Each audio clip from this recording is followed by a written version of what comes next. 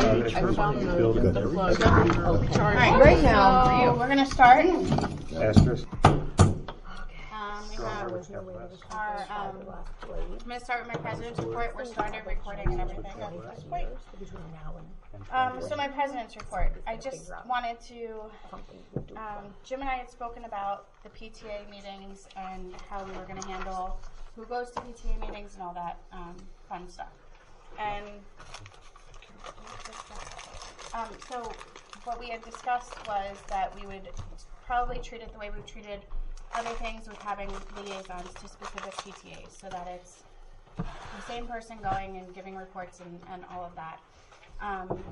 We have to look, I've made preliminary notes as to who would be, and I will send that out, because we have to say, like, Janice can't be the wayside person, we can't be the intermediate school person. You know, there's different reasons why people can't, because we have kids there, we want to be able to be there as a parent. So I'll send the email out, I thought, so my problem with the minutes is that I thought that when we said we were going to have a discussion to discuss what it would look like, Right. not that we would actually.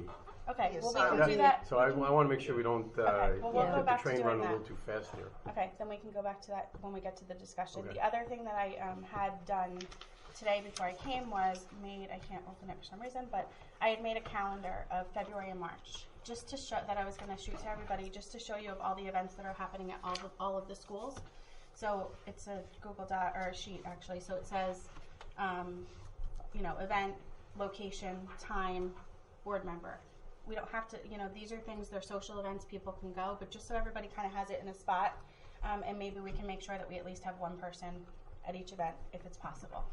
So there's some things that happen on Tuesday nights when we're here, so clearly that's not going to happen, but there's other things so that at least the social event, taking the PTA meetings out of it, the social event things, the Mr. Spartan and the Follies and the science fairs and the STEM and the STEAM and the innovation, all that's happening, like a lot of that's happening in February and March.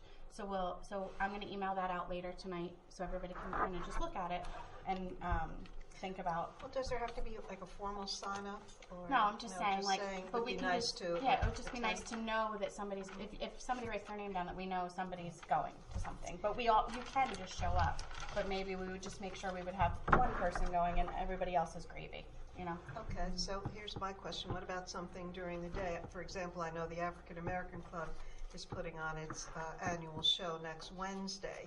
Would I have to notify Dr. Stefanko if you're going into the schools? Yes, if you're going into the schools, and generally when we're going in for classes during the day, those are things that teachers. Well, it's in the auditorium. Correct. Either way, when you go into the school for an event, generally the teacher has contacted Jim or contacted the entire board to say, please all come to X, Y, or Z event, and then we just tell Jim. Right. But if they don't, and you get invited to something, just let me know. Yeah. Okay. Okay. Thank you. That's it for my report. We'll go to Dr. Spankowitz. So tomorrow is our second round of strategic planning. We have special services at 3:45. We have Dow Avenue at 7 o'clock. Both of those are here.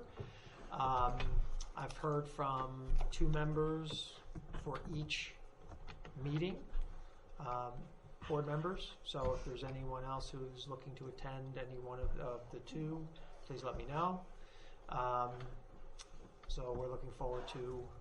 You're letting me know. No, I want to ask them. Oh, okay. So do we know what the theme is for both of the? Tomorrow's vision setting. 40 ground. Vision setting. Okay. And would you like a certain number of people there from our group, or is it like what do you? Like I said, we have not advertised these as meetings, so if we could keep it to 4 or less, that would be good. Since we are talking about school. We have to keep it to 4. Yes. 4 or less. Okay. Yes. So right now I have 2 and 2. 2 and 2. Okay. Has it been corrected and posted on our website and all the advertising and the correct building? Yes. Debbie was Debbie Amato was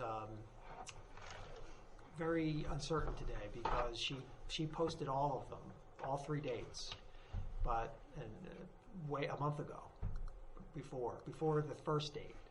So we don't know why the second date was not up today. If you look, the third date was up.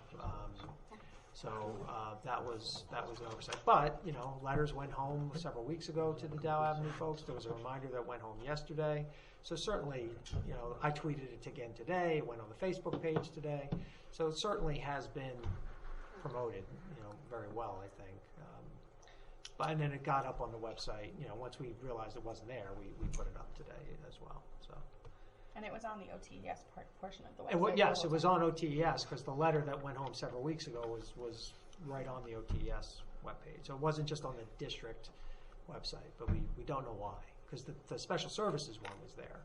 So we're not sure what happened there. So. Anything else? We do have PD on our day of, I think if I call it a day of love, it's kind of weird. So we'll call it Love Day. That's this Friday. We have our in-service day, so kids are not here, but we have a lot of really great things planned, I think, for the staff. Our Rutgers coach is coming in to work with the elementary folks regarding the RTI and the tiered interventions, and the secondary folks are working on a lot of different things related to initiatives that they're working on. So it should be a very positive day, and I can give you a full report next week when we in post. And the whole thing, that was good, right? Oh yeah, last week was the Hall of Fame. I think 4 or 5 of you were there. It was nice, very nice induction. nice. There were I Very think nice. 17 athletic, 4 some more academic Mhm. Hall of Fame folks. Yeah, that was last week. It was very nice. Yeah. Rusty did a great job, he and did. The whole all of the department. That's Dawn what and I everyone. remember. Yeah. it Are was nice. previous inductees invited to that? Are the people already in the Hall of Fame automatically invited to I come think back? yeah. Yes, they are. Yes. Just curious. Oh, Joker's hot right Were you now, not so- invited? Huh? Were you not invited? Hall of Fame, yeah. Okay. All right. Is that all? Mhm. Okay. One quick thing. If you remember last year, we did have a mold issue at the intermediate school. If you remember, we had it remediated. We had brought in an environmental company. Well, first we came in with a remediation company, and then an environmental company. We had some pipe wrap that had gotten wet in 2 classrooms from the condensation from the air conditioning being above the ceiling. We got some mold on the pipe wrap. So that pipe wrap, the remediation company came in, took the pipe wrap off. We remediated everything, air tested everything. We were fine. And I think I've mentioned to you, we've had some complaints from the union regarding the school. And during the summer, we did another environmental walkthrough. This year, we had a few complaints. We did air testing in a specific rooms where we had complaints from teaching staff. POSHA also was notified. We, discussed all of our findings and testing and everything with them. So, and they gave us a letter that, that everything was good. They actually did not come out. They just look at all of the testing, they review everything, and they say it looks like everything was done properly, and then they gave us a letter saying that, that closes the case. What we had done with the union, discussing with them, Jim, myself, Chris Amato, John Bosmans, who is the director of facilities, and Tom Friedel, who is the NJEA field service UNISERV rep. Of course, Mike Riley. They brought in a company, an environmental company that the NJEA is associated with. We welcomed it. We said, sure, come on in. So we walked the building today. It's at 3 o'clock. Went through all of our IAQ procedures with them, the testing results that we've had from last year. We went into each classroom that they've had complaints, and the theory is we want to be open as we can, because all it can do is help us with the staff so that they brought in someone who doesn't work, that's not being paid. It's not an environmental company that the board pays, that the district pays. So they came in. we walked through, we went through everything from the HVAC units, floors, ceilings, discussed, everything, gave them all the information that they want, and we said, you know what, if they find something that we can't find, great, we'll fix it. So that's really where we are with that, but I just wanted to let you know, I think they're gonna write up something. I don't know if they're gonna have recommendations for us or for the union, but either way, it's fine with us, and we're gonna go forward. So I just wanted you guys to know that, in case there's some kind of something that you hear. That's where we are with the intermediate school, where we've had a few teachers that have been sick. Now, whether it's a cause of the building or other life circumstances, we don't know. Everything we've done doesn't show that there is a problem. But if they bring in somebody and they can say that there's not a problem, then to me it's a win. So we'll see how it goes. Did the association say to you that they specifically disagreed with the findings of the folks that we brought in, or not anything yet? They just brought in their folks independently, or did they say we don't agree with the findings of who you brought in? No. I mean, I don't know if there's anything really. The findings, the air test, or the test is the test. The data is the data. So I don't know if it's anything to disagree with. Now they may come. I know one thing we said is, they could do a dust test, like an additional test. And we're like, fine. I mean, if it maybe costs $100 more, who cares? It's to get everybody to do everything that they say, so that there are no more reasons not to think that this building is fine. Then that's what we want.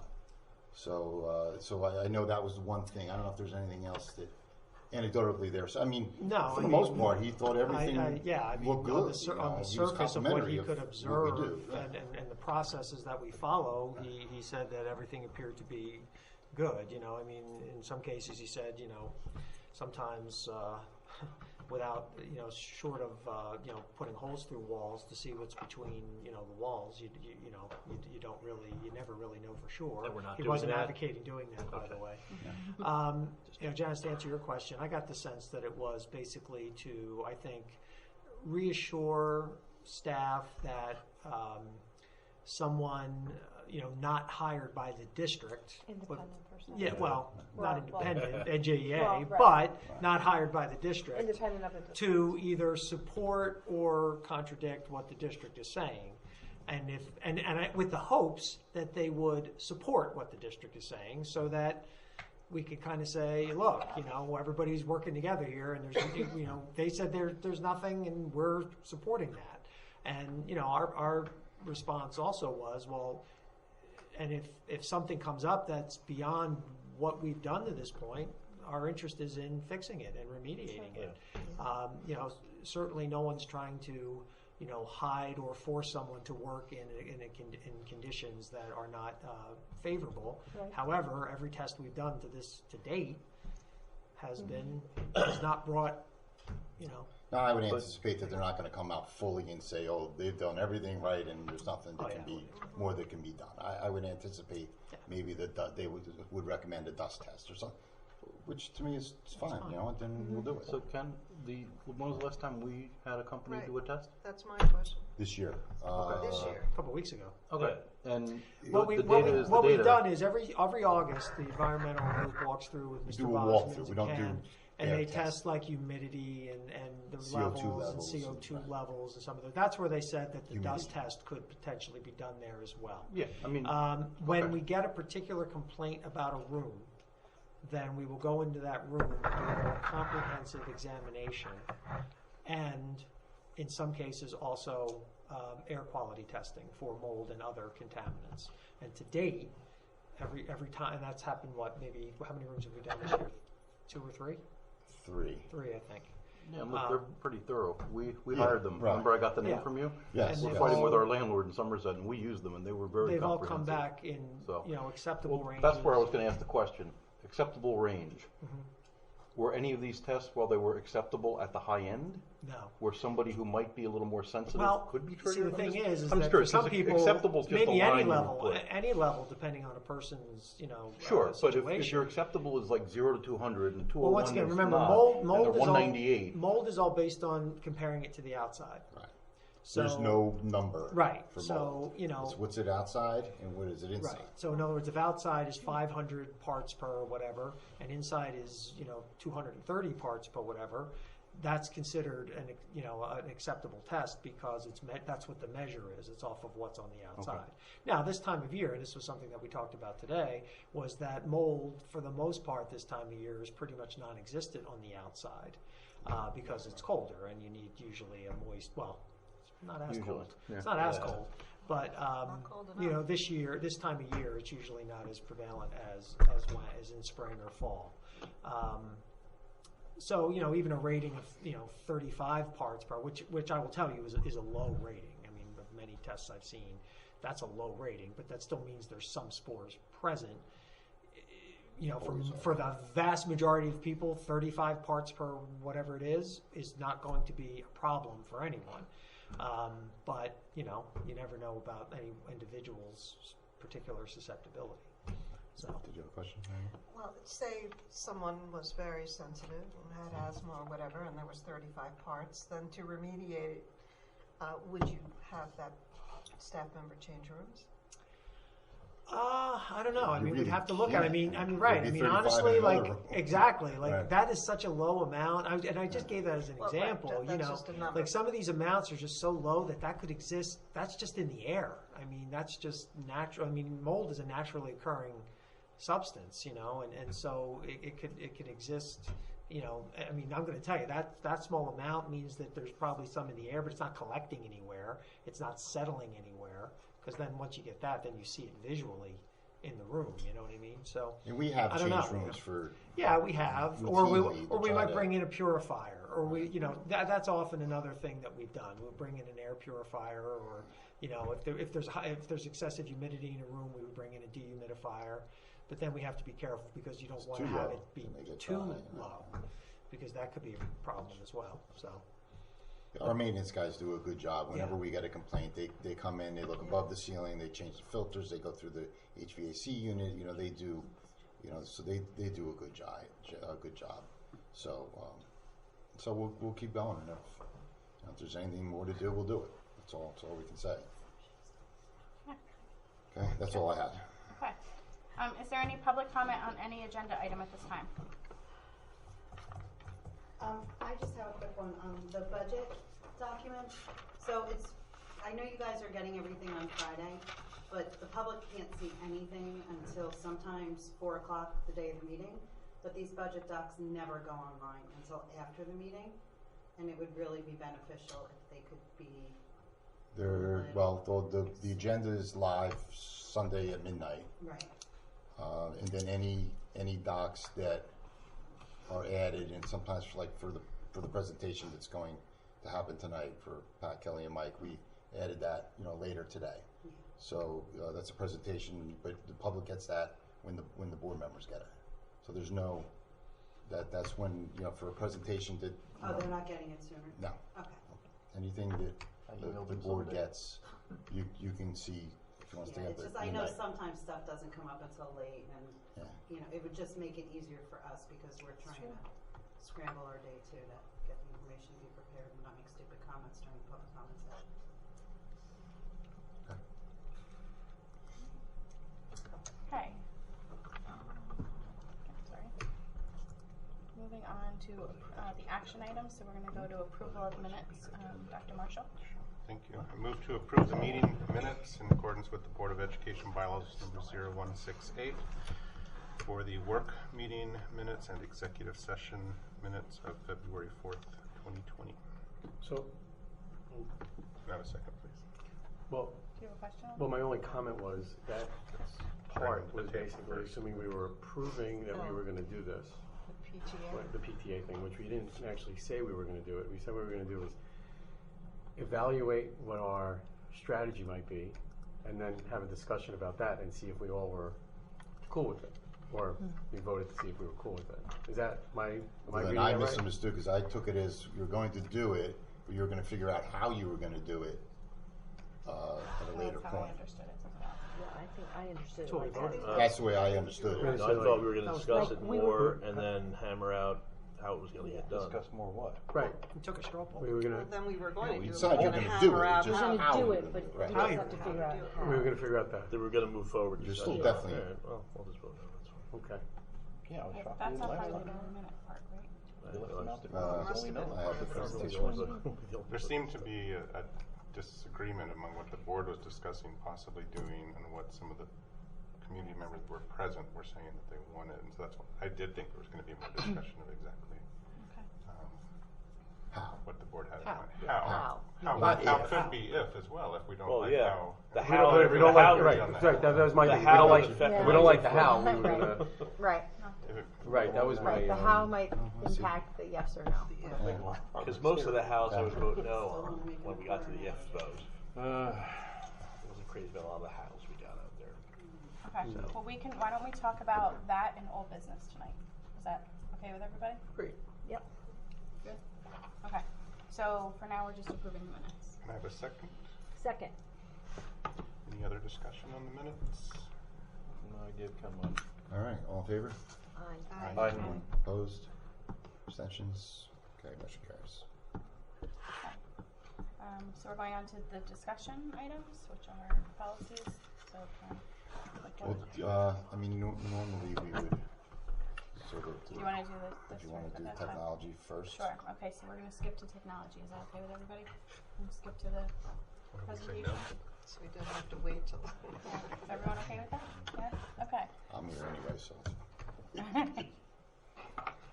All right. All right, for everyone, Pat O'Neill, Kelly Weldon, Mike Hall, I think everybody knows, maybe Grace Ann. You've met- I know Kelly. You know Kelly. Mike Hall's our network administrator. Nice to meet you. Pat O'Neill. I do the educational side of technology. What's your official title? Okay. Just never put a face. Hopefully good. Okay, all right. All good things. So far. I know what she's saying. Mike and Pat, we're going to go through some technology items and do a little presentation. Also attached under the technology, you have two spreadsheets of the cost, or one spreadsheet of the cost for some of the items that they're going to discuss. Everything referred to spreadsheets, but they weren't in there. Well, you'll see it on there. There's a spreadsheet. If you open that up while they're discussing it, you can see the numbers. They're not a lot. It's about 5 or so different items. So Pat and Mike will do the heavy lifting, and Kelly and I will probably jump in here and there. So, gentlemen. Sounds good. All right, so everybody knows that last year we went through this whole Future Ready process. All 5 schools got bronze certified in October at school boards. I'm sure everybody who was there was there. They did mention that NJIT was no longer going to be the school that was going to be partnering with them, that they're now moving to TCNJ, and there was going to be some changes. So just recently, last week at Texpo, I found out that they are not going to be releasing the indicators for Future Ready Schools until the fall, and they're actually going to be partnering with Sustainable Schools New Jersey. That's why I put that up there, and it's going to be a little bit different as to how we go about that whole certification again. So we're still waiting to hear a little bit more of how it's going to happen and who's running it. I know the guy who ran it from NJIT is no longer in charge. I don't even know if they hired somebody new, but that's just a little update on it. We did learn, just so you know, a lot about ourselves. It never really was about the certification last year. We said this multiple times. It was more of a technology audit for us to see what we're doing, how we're doing it, what we can do better, what we're not doing, and what we're doing well to celebrate those things in each school. So a lot of things, you're going to hear some of the things in our budget presentation tonight. We'll talk about some of the things that we did learn about the schools and about the district on the IT side, but also on the educational side. Okay, so that's why that's the first slide. All right. Okay. Tonight we'll go over these subjects: telephones, infrastructure, farm school devices, Chromebook distribution, Dell Tech Direct, educational technology, elementary teacher laptops, technology learning platforms, PG, and achievements and events. So pretty much all the slides will kind of all the go slides. with these bullet points. All right. So the first thing is the telephone system. We purchased the Tetarin system in 2002, and in 2016 we replaced one master system. The next year we did OTES. Following year we did Wayside.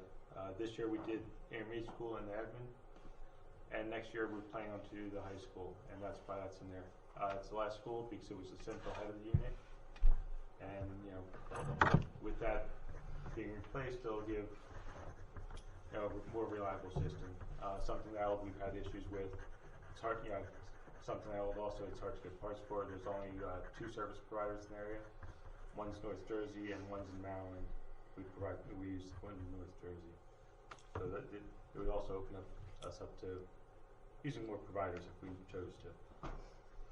The other thing we're looking to do is add classroom phones in Ocean Township Elementary School and the One Master School. We did this when we did the Wayside School. We did that for a number of reasons. One we took the intercom system out of there and brought it to high school to save some money on the high school system. So we put the phones in the classrooms at that time. And what this allows them to do in the One Massa and Ocean Township Elementary, allow them to call other buildings from their classroom. Right now they're not able to. It'll also allow them to dial 911, which is something that's important nowadays. So from a security point, I'd like to put that in there. Mike, can I jump on there for a second? Sure. Also, just from a security standpoint, one of the protocols that we put in place, and that's a best practice, is for anyone within a building to be able to call a lockdown if the need arose. So that's not just the principal, because the principal may be not able to call a lockdown, or something may be happening on the other side of the building and what have you. And the new phones would enable that to happen. Right now, we're limited in that capacity in some of the elementary schools because of the phones we have. It's only certain phones that enable people to do that. So that would be a big help. And right now we have that at Wayside, but we don't have that at the other 2 elementary schools. So that is an important factor to keep in mind. Next we have in there a generator and some switches. Generator, I'm looking for the high school to power the MDF over there, the main distribution room, where all the circuits are, the main switches are. Right now we have a UPS back there, battery backup. Once that has about a half hour worth. At 20 minutes we have to start shutting things down, servers down.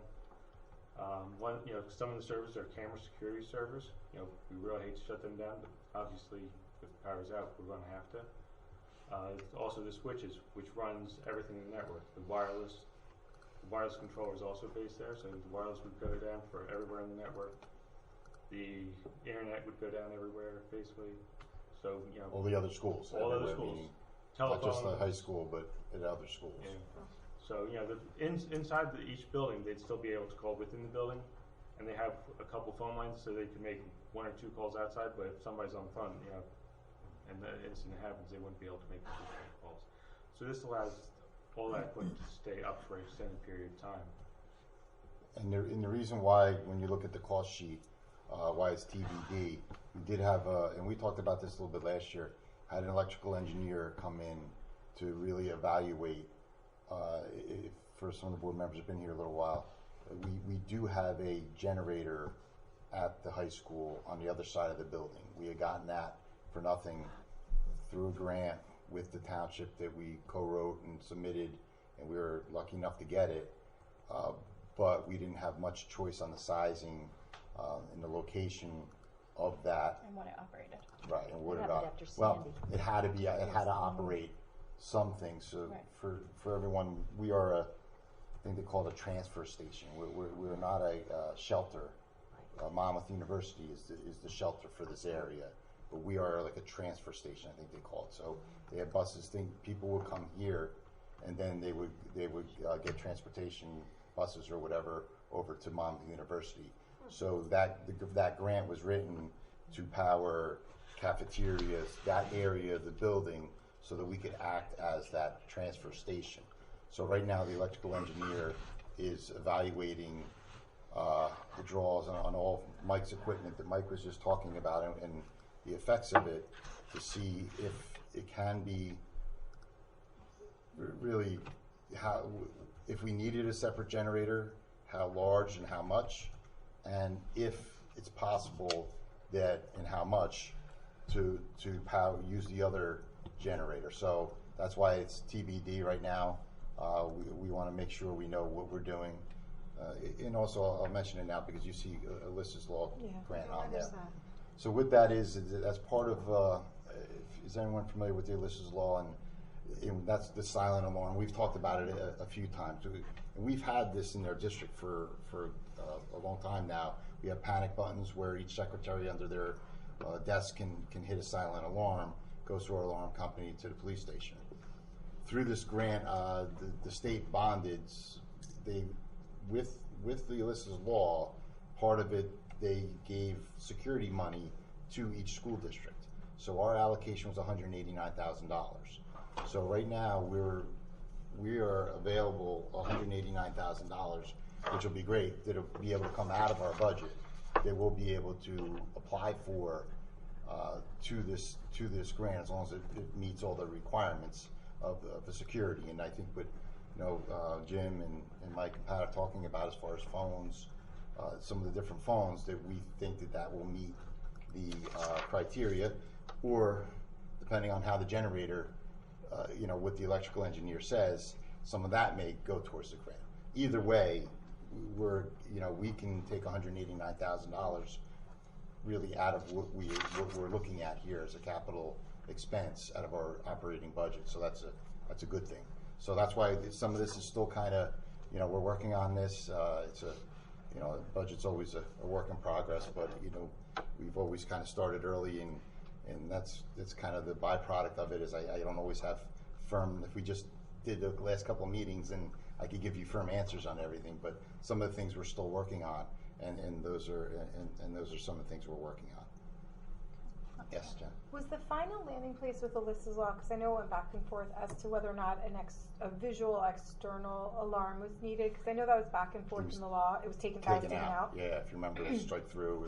I couldn't remember where that landed. Yeah. And then second, whether it's now or later, I mean, my experience in at least 2 of the schools is that once you get past the lobby, there's essentially no cell service in most of the buildings, which I would say is kind of a concern as well in terms of an ability for a teacher to reach the outside world in the event of an emergency. And I would imagine it's just because of the construct of the buildings being concrete blocks, essentially. But is that anything that we've ever, I mean, it's like annoying for a parent, but it's probably... The intermediate school is the worst. It's a black hole. But Wayside is too. Yeah. But we added a repeater at the intermediate. Did we do one on Wayside? No, not for self-service. No? Is that anything we've ever talked about? That was for radios. I'm sorry, that was for radio. We were having problems with our radios, just for our custodians and maintenance guys. We couldn't even, like radios we couldn't even. Once you get further inside, we had it. And I mean, it's like I said, it's annoying, if you're inside the building, you can't get cell service, but it's not the end of the world. But if there was an emergency and you're in your classroom and the phone lines are down, you can't even rely on a cell phone in most instances to reach the outside world. What would that take, Mike, do you know? What? I'm just asking Mike what It's would have to do. It's something I can investigate. They do have boosters for that. But you would have to put in quite a few of them. That's the other issue there. What? I think the companies will actually give them to you if you tell them if you're using that service. So if you have Verizon and you're using Verizon in the building, they'll actually give you the booster. You won't have to pay for it. Oh, we can check it out. Yeah. Well, I'll look into it. Yeah. Okay. I'm sorry, guys. Keep going. So then we have the switches. I'm looking to replace the core switch at the intermediate school and the core switch at the high school. These switches were purchased in 2011. The high school switch has over 300 copper ports and 30 fiber ports, and the intermediate school has about 150 copper ports and 22 fiber ports. When I say ports, it's actually where the network cable would plug in if it's copper. So you'd have 300 of these plugged in or 150, and then the fiber is basically a cable like this, which goes between the switch and another switch, another device. So that's 2 switches in the picture, Mike? That's actually one big switch on the bottom and the patch panel up top. So that's one switch. Yeah, the bottom is the actual switch. And there's a couple ways you can buy a switch. You can buy them as a chassis, or you can buy individual, 1U units. I like the chassis is nice because if you have a module go bad, it's so much easier to switch out a module than to replace a whole switch because of the all the wires in there. Is it the port capacity that we're interested in, or is it the fact that we just need something more modern to be supported? Well, I'm glad you asked. Next slide, please. Well, I was in that meeting, so I figured I'd catch it. So it's actually both. So manufacturers say switches are good for 3 to 5 years. Gardner says the core switches should be replaced 4 to 7 years. The outer switches could be replaced 7 to 10 years. So these are really past date, and you can look at stages of equipment life in 3 phases. You have current equipment, which you can buy right now. It's off the shelf, has support, under warranty and everything. And then you have aging equipment, which is in stock. Parts are in stock. You might not be able to supply a switch anymore. It's end of sale, but not end of life. End of sale, they don't sell it anymore. You can still get parts for it. It's still under warranty, still under service. And then you get obsolete equipment, which is end of life, end of service. So if something is wrong with it, it's harder to get stuff for, and that's where we're at with a number of our switches.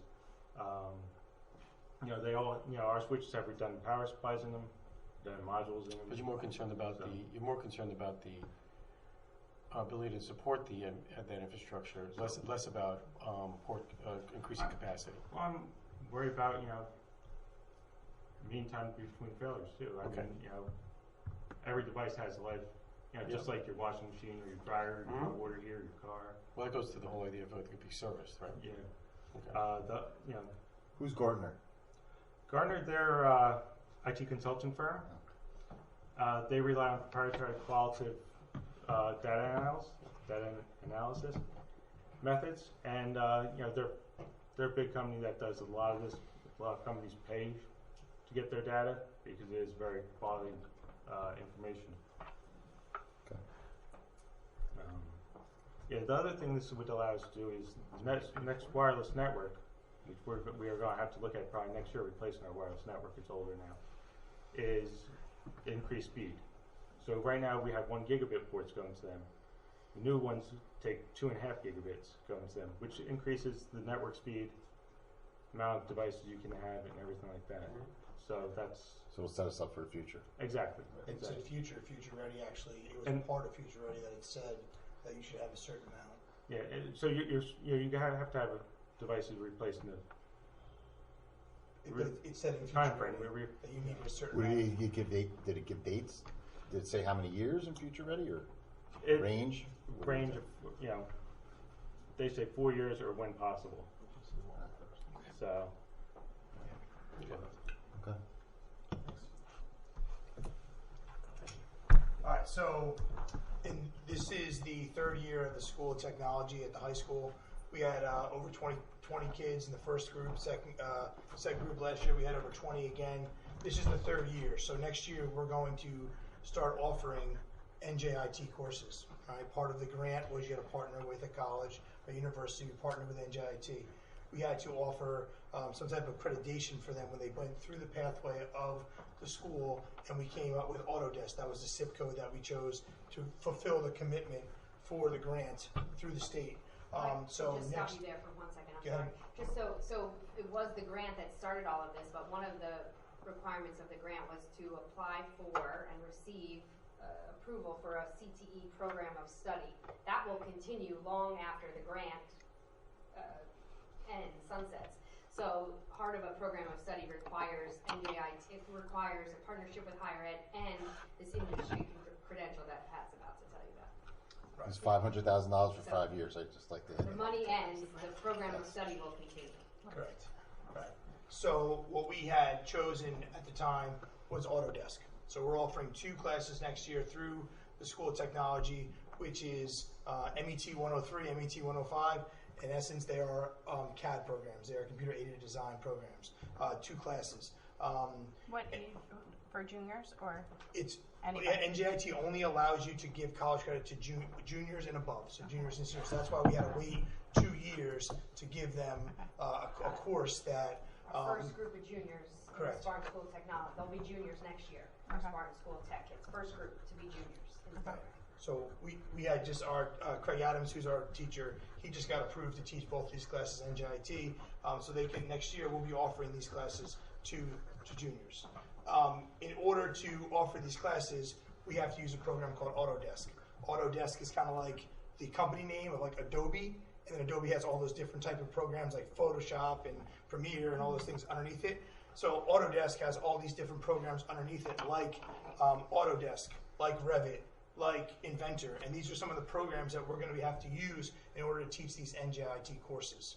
So the reason why that's up there is in order to run these programs, we need certain computers that have certain things in them in order to be able to run these types of programs.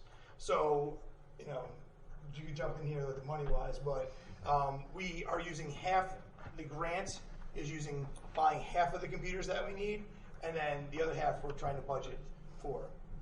Again, these computers are not only just going to be used for the Autodesk programs, they can be used for the school VPA and all of those other things as well to run those programs at a faster speed and whatnot. But in order to run these programs that are part of the curriculum through NJIT, we need certain desktops with certain power, let's just say. So the Revit part of Autodesk actually is very heavy processing wise. There's a lot of mathematical equations in the background doing the 3D computationals.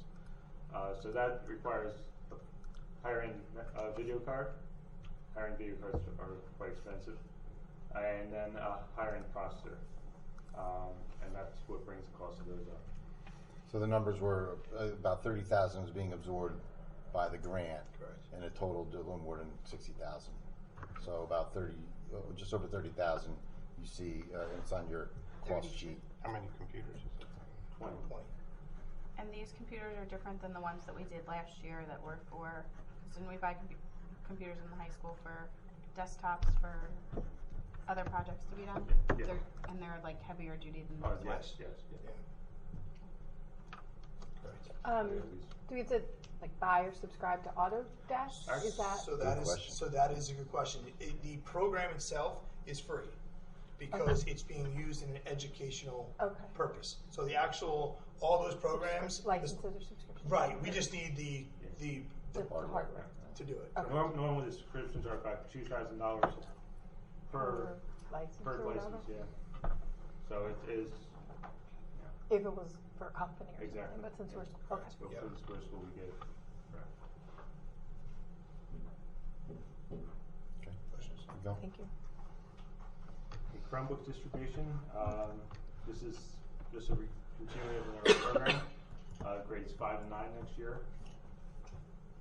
And, you know, we're looking to probably do the same Dell 3100s as we purchased this year. Google just changed some things around on their end. So they're giving us longer shelf life of their licensing, which means that our device will last a little bit longer. Well, yeah. License-wise, hopefully physical-wise too. But we've gotten a lot of usage out of our Chromebooks. We have gotten quite a bit of life out of them, and I believe we'll continue. So the new end-of-life projected date is longer. So it gives us a little bit more life. What do you mean? So the rotations at some point won't have to happen as frequently? Well, if you go, it actually works out. I could extend it a little bit, I think. But right now, the way the rotation was, K and 1 would always be out of end of life, basically. Where now they're all within the lifespan of Google. Because we did 2 a year, but then like every third year, fourth year, we would have to do a year with 3 grade levels. Yes. So will we need to do that third? We'll still have to do that. We will still have to do that? Yeah. We might be able to push that off a 5th year, but I still have it in there as a 4th year. So, but in this budget, we're just budgeting the For 2 grades. 2 grade levels. So what was the significance of mentioning that the life expectancy by their guidance is expanded. What was the significance of that then? Just to inform you. Oh, okay. Not And, that. and also, there's a catch that as well. The licensing cost has gone up. So instead of $30, it's now $38. We've been paying $26, even though it's $30. So each Chromebook, you purchase the Chromebook. When you purchase the Chromebook, you purchase the case, and you also purchase licensing. So the licensing is going up to 38 instead of 30. Oh, so that was their way of saying that they're going to extend the life of the license. Yes. And up the cost. Right. Ah. But the existing licenses we have, they extended. So I it's just anything new that you purchase. So we were paying 26 on 30. What are we going to be paying on 38? This just happened like, a couple weeks ago, so I'm not sure yet. It depends on, what the vendor wants to charge. Dell's usually pretty aggressive on that. That's, I think, cost one is $24. So that's what Dell would actually buy it for, and they've charged us $25. So I'm hoping it's $1 over what they pay still. I will say too, when we did Future Ready, this was a huge thing, the Chromebook distribution, and after how many years are you replacing them? We used this document, Mike's document, I want to say maybe 8 or 9 times as a piece of evidence to show that we were being relevant. We were looking for like staying current with what we were doing with our devices. They were nitpicky on how long you could have a device and how long of life it could be, and when you used it, how you used it. So this was something that was huge as a piece of evidence for me as we were going through this process. Just a side note, GovDeals, as we rotate them out, we got $18,000 this year Old for the old ones. So that was a And I will say- good return. 6 years old. Yeah, we contact recyclers, and they wanted to give us like 5,000, 2 to 5,000, and when we put them out to online sale, we did well. So Really? That's great. Yeah, those things would run through the ground too. Those containers. Yeah, the guy came in the car, he Those- put all of those- them in those one pretty car. cool. You don't remember the whole story? I do. So with That's the what I Chromebooks, we have, we use Dell Tech Direct program, and that we're self-repair. All our techs are Dell certified. We did this in 2018. In 2019, the district received $16,885 in payments from that program. Since certification, the district has received $22,130. We anticipate another $6,000 repair from the program by the end of June, based on past history. Question for you. What's the base price of the Chromebooks? Is that still like $303 or something? $325. Well, that's including the service piece. It's like That's- $303 plus the service. It ended up like $330 or something. I think. Plus the case, though, I think was on something like Yeah. I don't know. But I guess my question is, what's the cost of just the Dell? I know we had talked at times about not taking warranty. Gary, so What was the delta between that? So, let me bring that up. that. You were going to ask that. So the warranty, actually, this with the Dell Tech Direct, it really pays for itself. Well, but And, take that out. I'm okay. just. I know when we negotiated with these guys, we got the pro warranty, and that cost us extra. So I'm just curious what that warranty cost us. I think it was. Oh, actually, yeah. Hold on a second. The warranty is actually $46.62 over 4 years. $11.665 per Chromebook per year. But that's just on, we only do that from intermediate and up, right? 5 through 12. Well, that covers the 5 and the 9. Yeah. I mean, that's And all of what's, them.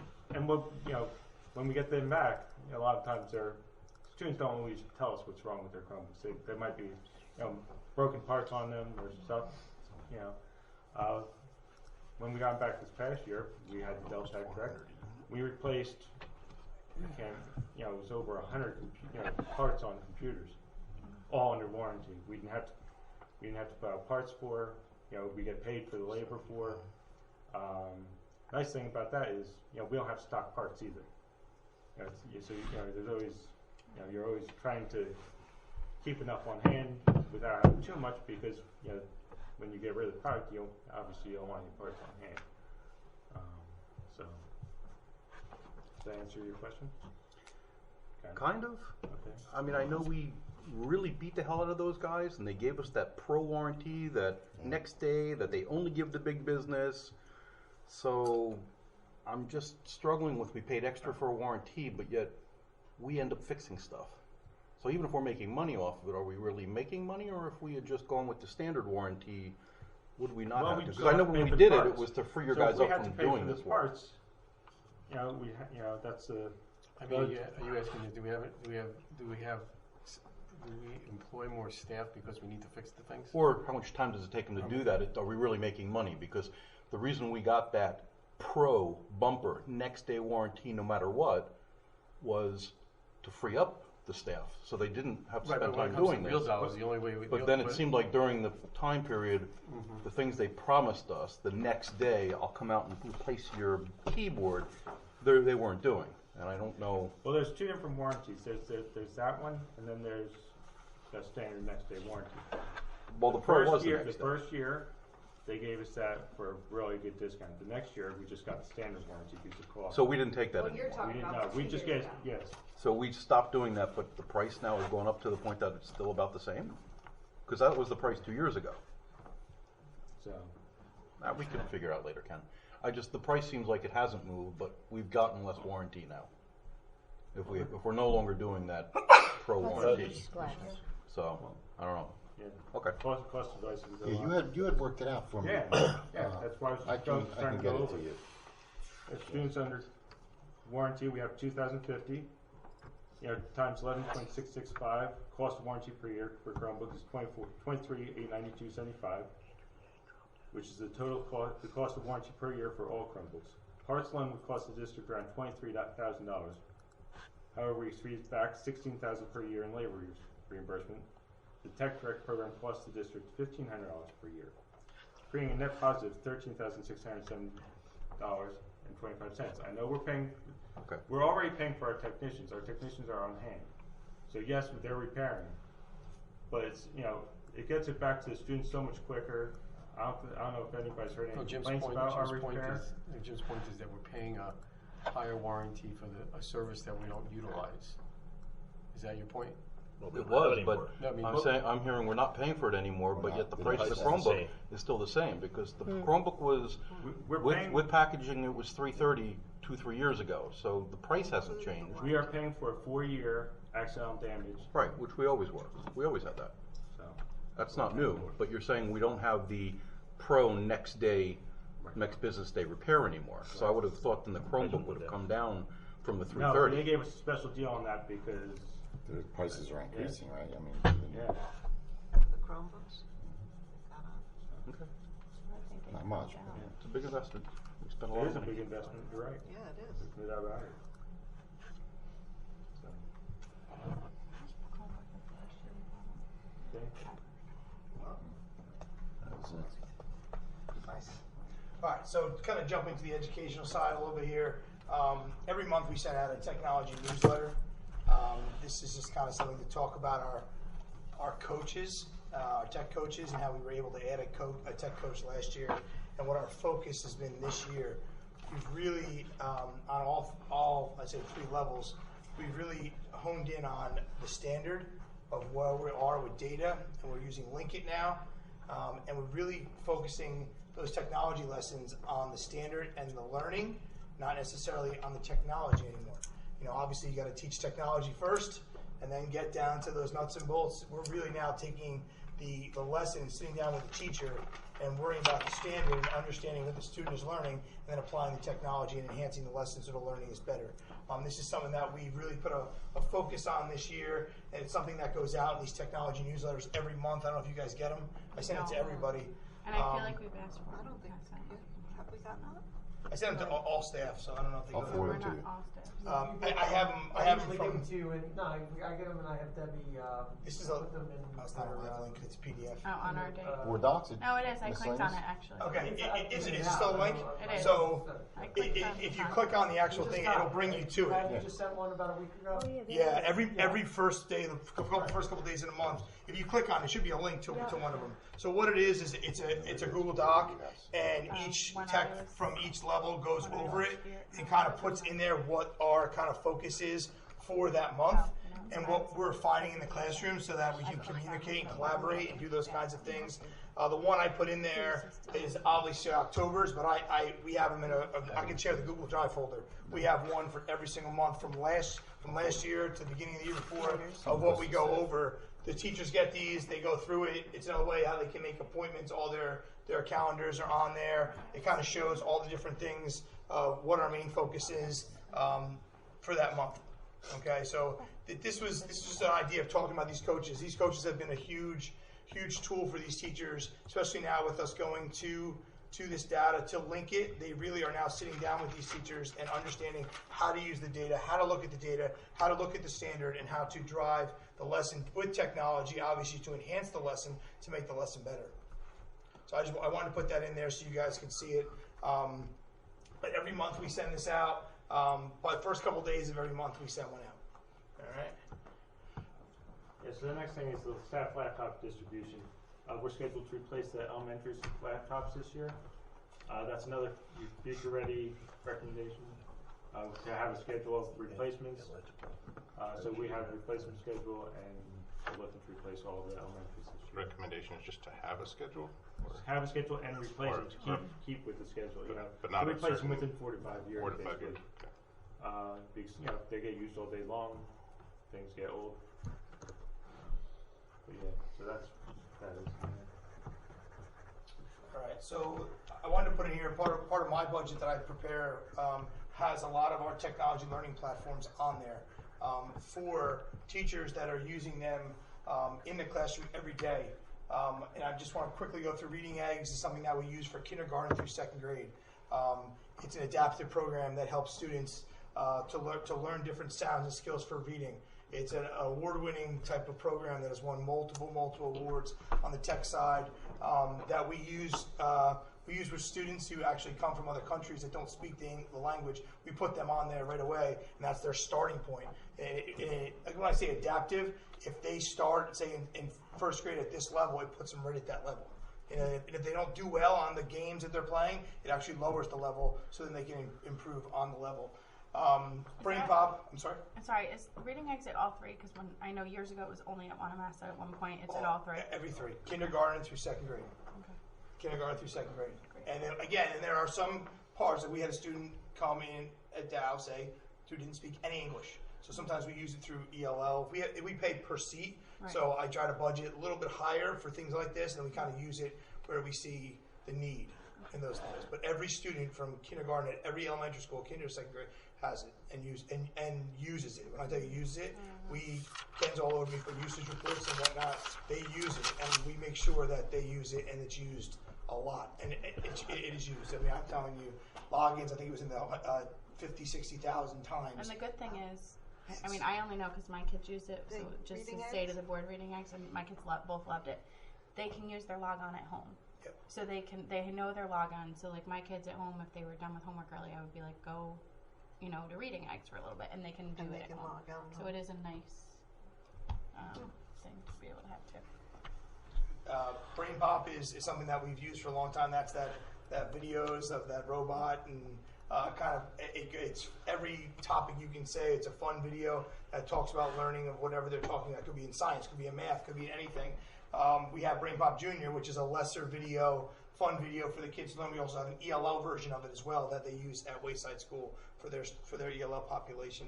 And at Dow too, we're using it at Dow as well this year. I'm just gonna that was something new this year, but that's something we budget for. IXL is a program that we use for special ed and basic skills at the intermediate school, but that is a K to 12 program that we use for special ed and for basic skills at the intermediate school. We have started to kind of pilot it this year for general ed students as well, because we're getting so much data from the DIBELS testing and the Blinkit testing. It's showing us what standards those students are lacking, and IXL allows you to go in, find the standard, and it gives you work you can use in small group instruction. So it's something that we're kind of testing out the waters, and a couple teachers in each elementary school to try to use it there first with all the data that we're getting. And it's something that, again, next year, we'll see where we are next year, but that's something that in the future we're gonna try to do. Pebble Go is a platform for elementary students that use for inquiry-based learning. They can go, it's almost like your old World Book encyclopedias, kind of like online, where they can research from tigers to whales to whatever they're learning in science. They use it for research and being able for their writing and things of that nature. That's where the students go, and teachers use it all the time. Breakout EDU, if anyone's ever been to a breakout place, escape room, thank you. That's a program that we use, again, K all the way to 12, where a teacher will meet with someone who, I just saw one in the intermediate school, Mrs. Speck's room. They did one for the U.S. Constitution, where they actually had to have 5 different puzzles and break out, and each one was like a different type of puzzle that they had to solve. They had to do research. They had to go on Google and research, and it's great. It's awesome. You can do it interactively online, but you can also use it with like those actual boxes and locks. So it's used multiple different ways.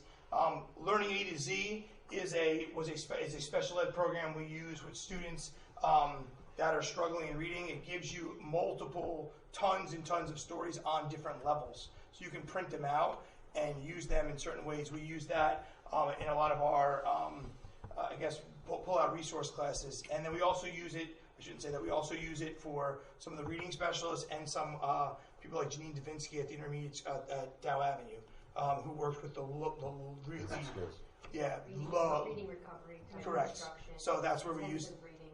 Correct, yep. The one at the bottom is called Boardmaker. Boardmaker is something that we started using last year.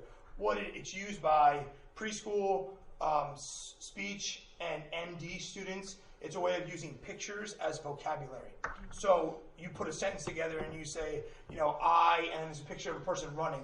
And then it'll say, run to the house. And there's actually a picture of a house. So students correlate the idea of a picture, and then so they understand vocabulary and whatnot. So we use it a lot in speech, we use it a lot in MD, and we use it a lot in our preschools. I think we have 25 accounts this year, and it's all in the elementary schools, and I believe at the intermediate school in certain classes, in a couple of certain classes. Yes?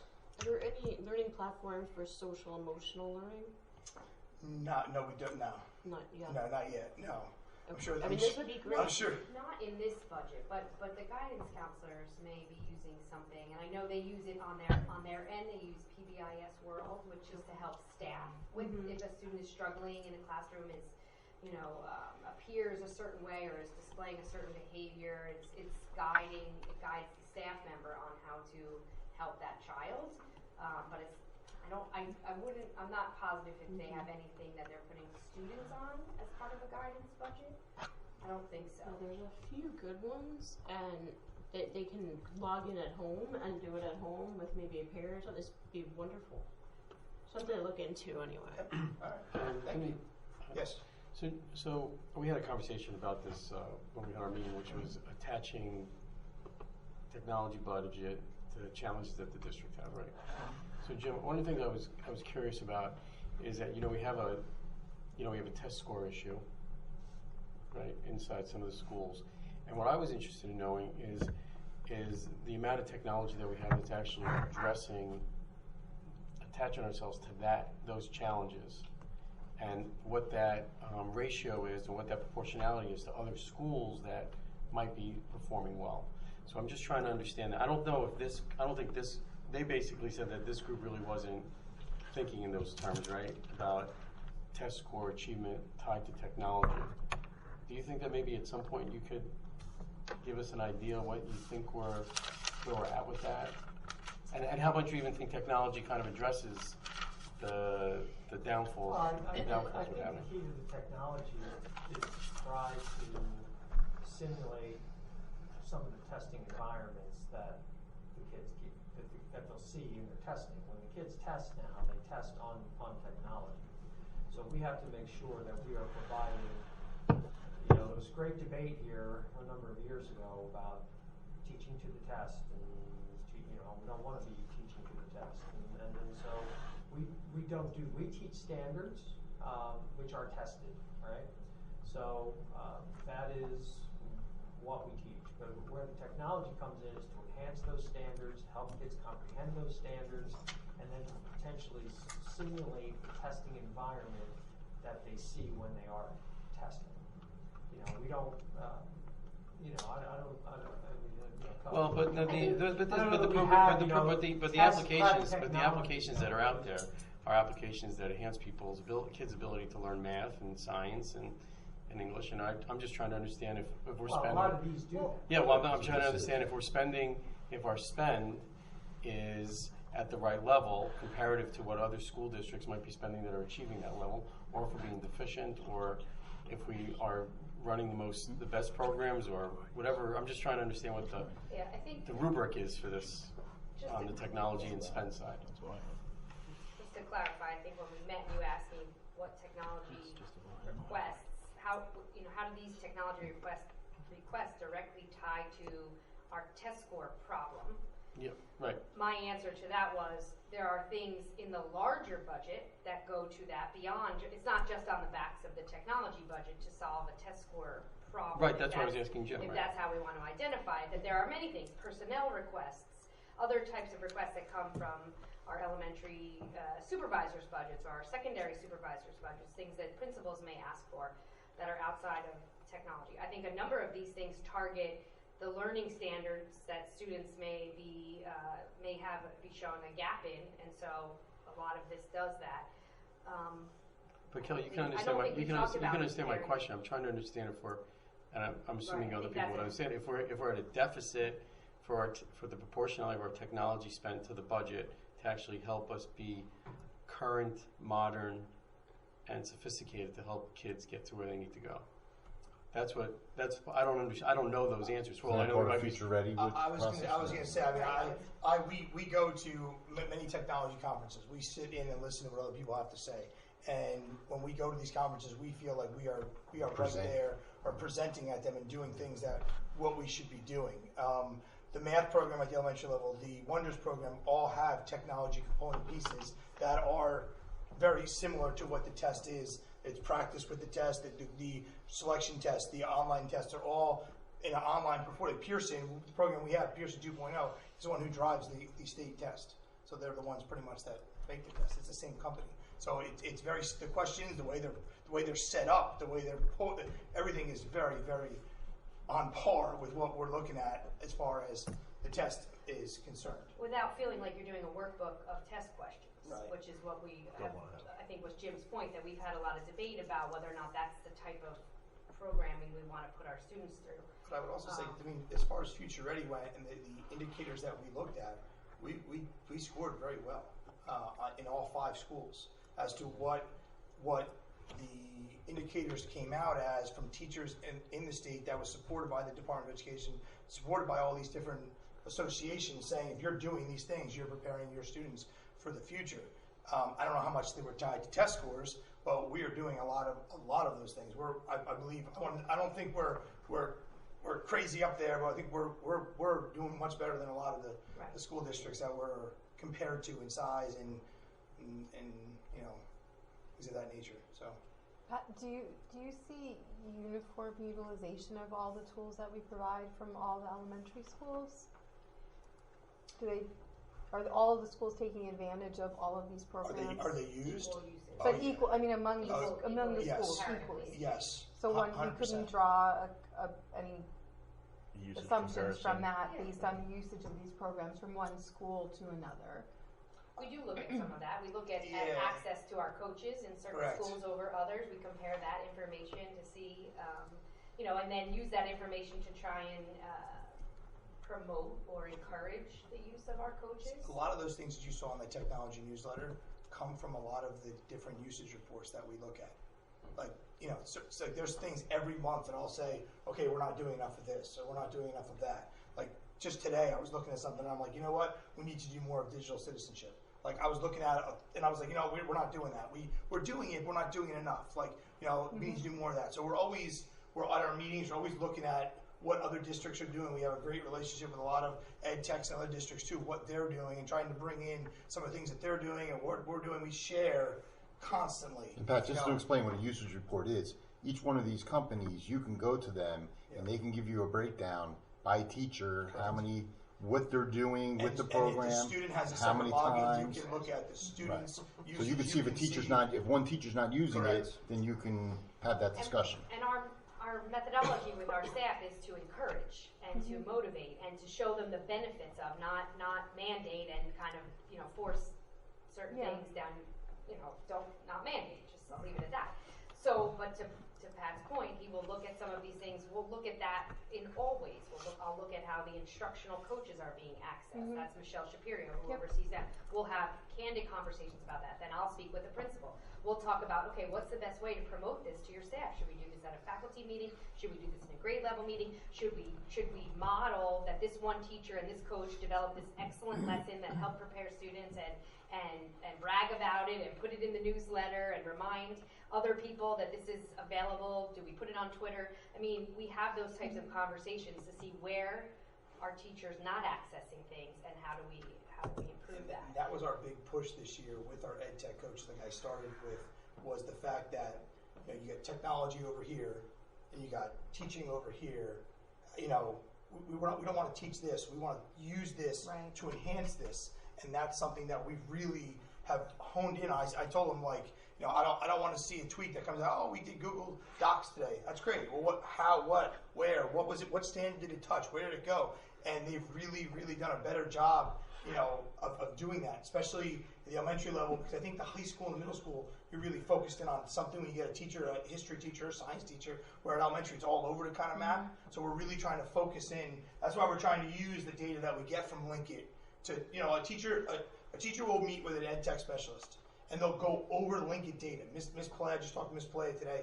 She did a presentation at her faculty meeting yesterday, the other day, where they took Dibble's data and they were able to take it from Linkit, put it up on the screen and say, here's this, and look at it, compare them, and then they meet with the ed tech coach and the instructional coach to figure out a way, how can we hone in on those things using technology, what's out there, what can we do with those things. And that's something that we're really trying to fix, to promote, to try to get at why we're not doing, as well as we could be doing.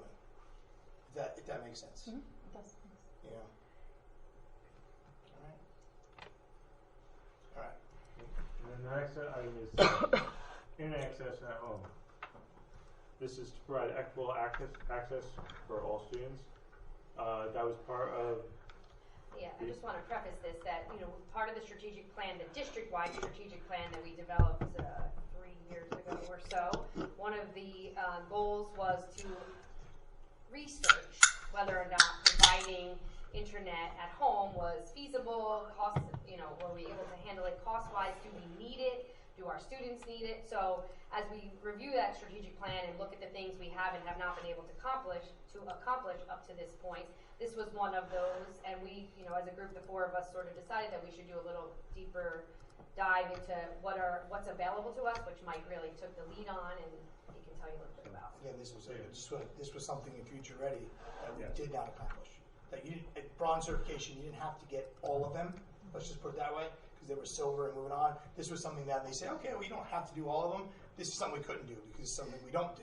So this was something obviously that we wanted. Research. We're not certain. It's, Kelly, was the needs study done? We have a survey. We haven't published it yet. We haven't sent it out yet, but that is definitely something we're looking to do. I mean, how many kids do we think don't have? I'm just curious. Ballpark even. Well, the number you see on the expense sheet is 141 students. Oh, is what we're ballparking. We took the intermediate and the high school free and reduced lunch counts, and we took 25%. Isn't that what the company had? About 20. Between 20 and 25%. So we took the 25% of that count for the intermediate school and high school, and that's where we took to 141 students.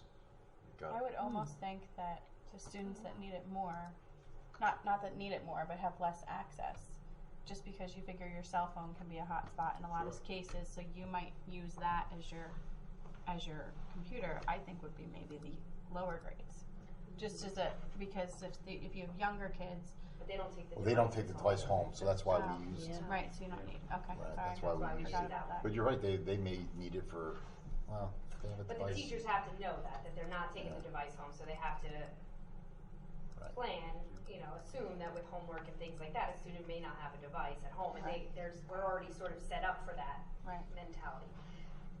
We felt the fact that it came up in a community-wide strategic plan that we should research it, but to be honest, we do feel the need is low because we don't hear. We've created a system where elementary families can sign out a Chromebook to stay at home, and it's only happened a handful of times. We don't hear from the high school or the middle school often that a student could not do something because they didn't have access. We just don't get those narrative type of feedback. But we have, we would do a full survey, but. Yeah, I mean, it's definitely there, I agree. I think it's small, the question's gonna be, we have, this could provide us that capability. It's gonna come down to, it's a cost issue. It is a fairly significant cost to do it for, what ultimately will be a relatively smaller percentage of kids. But if that puts those kids behind because of that, and there's no mechanism by which they can use an alternative. And I did reach out to the cable company. They do not have any programs for schools. They do have programs for people that are on free and reduced lunch, where they pay, I think can't remember now if it was $10 or $15 per month. So there is a program out there that they have. Right. But there's still a cost associated for the person. But so it seems like those programs, like whatever they're called, like Comcast has one, Fios has one, etc. Those are $10 or $15 a month. What you guys have, just help me understand it, because I think we should figure this out. But what you guys have budgeted through Kajit is $353 annually per 100 and. I got 373, but okay. 141 people. Well, yeah, I divide by 150. I rounded up. So that seems a lot more than the programs that the local cable providers have for low-income families. And this year also filters their home internet, which our Chromebooks are filtered at home now anyway to the family zone. So we wouldn't even need to worry about that. And this quote was only for 10 months. 10 months of service. Yes. And it was limited too, right, Mike? It wasn't full. It's only 10 months. Yeah, it's only 10 months. I thought when we had our conversations that the number was 3 months. That wasn't right. Summer. When we had our conversations. Yes, we lowered it. Yes, we went back. If you remember, we had a discussion. Tower in my backyard. Yeah, I was going to check the numbers, and we lowered it. The original quote was for 90, 91. I can correct my signal. Okay. Yeah, so the device is $100 one time, and then the plans are $25 per month for the plan. Right, so some of that, the 52,000, some of that is an upfront cost for the device. So $100 for the device.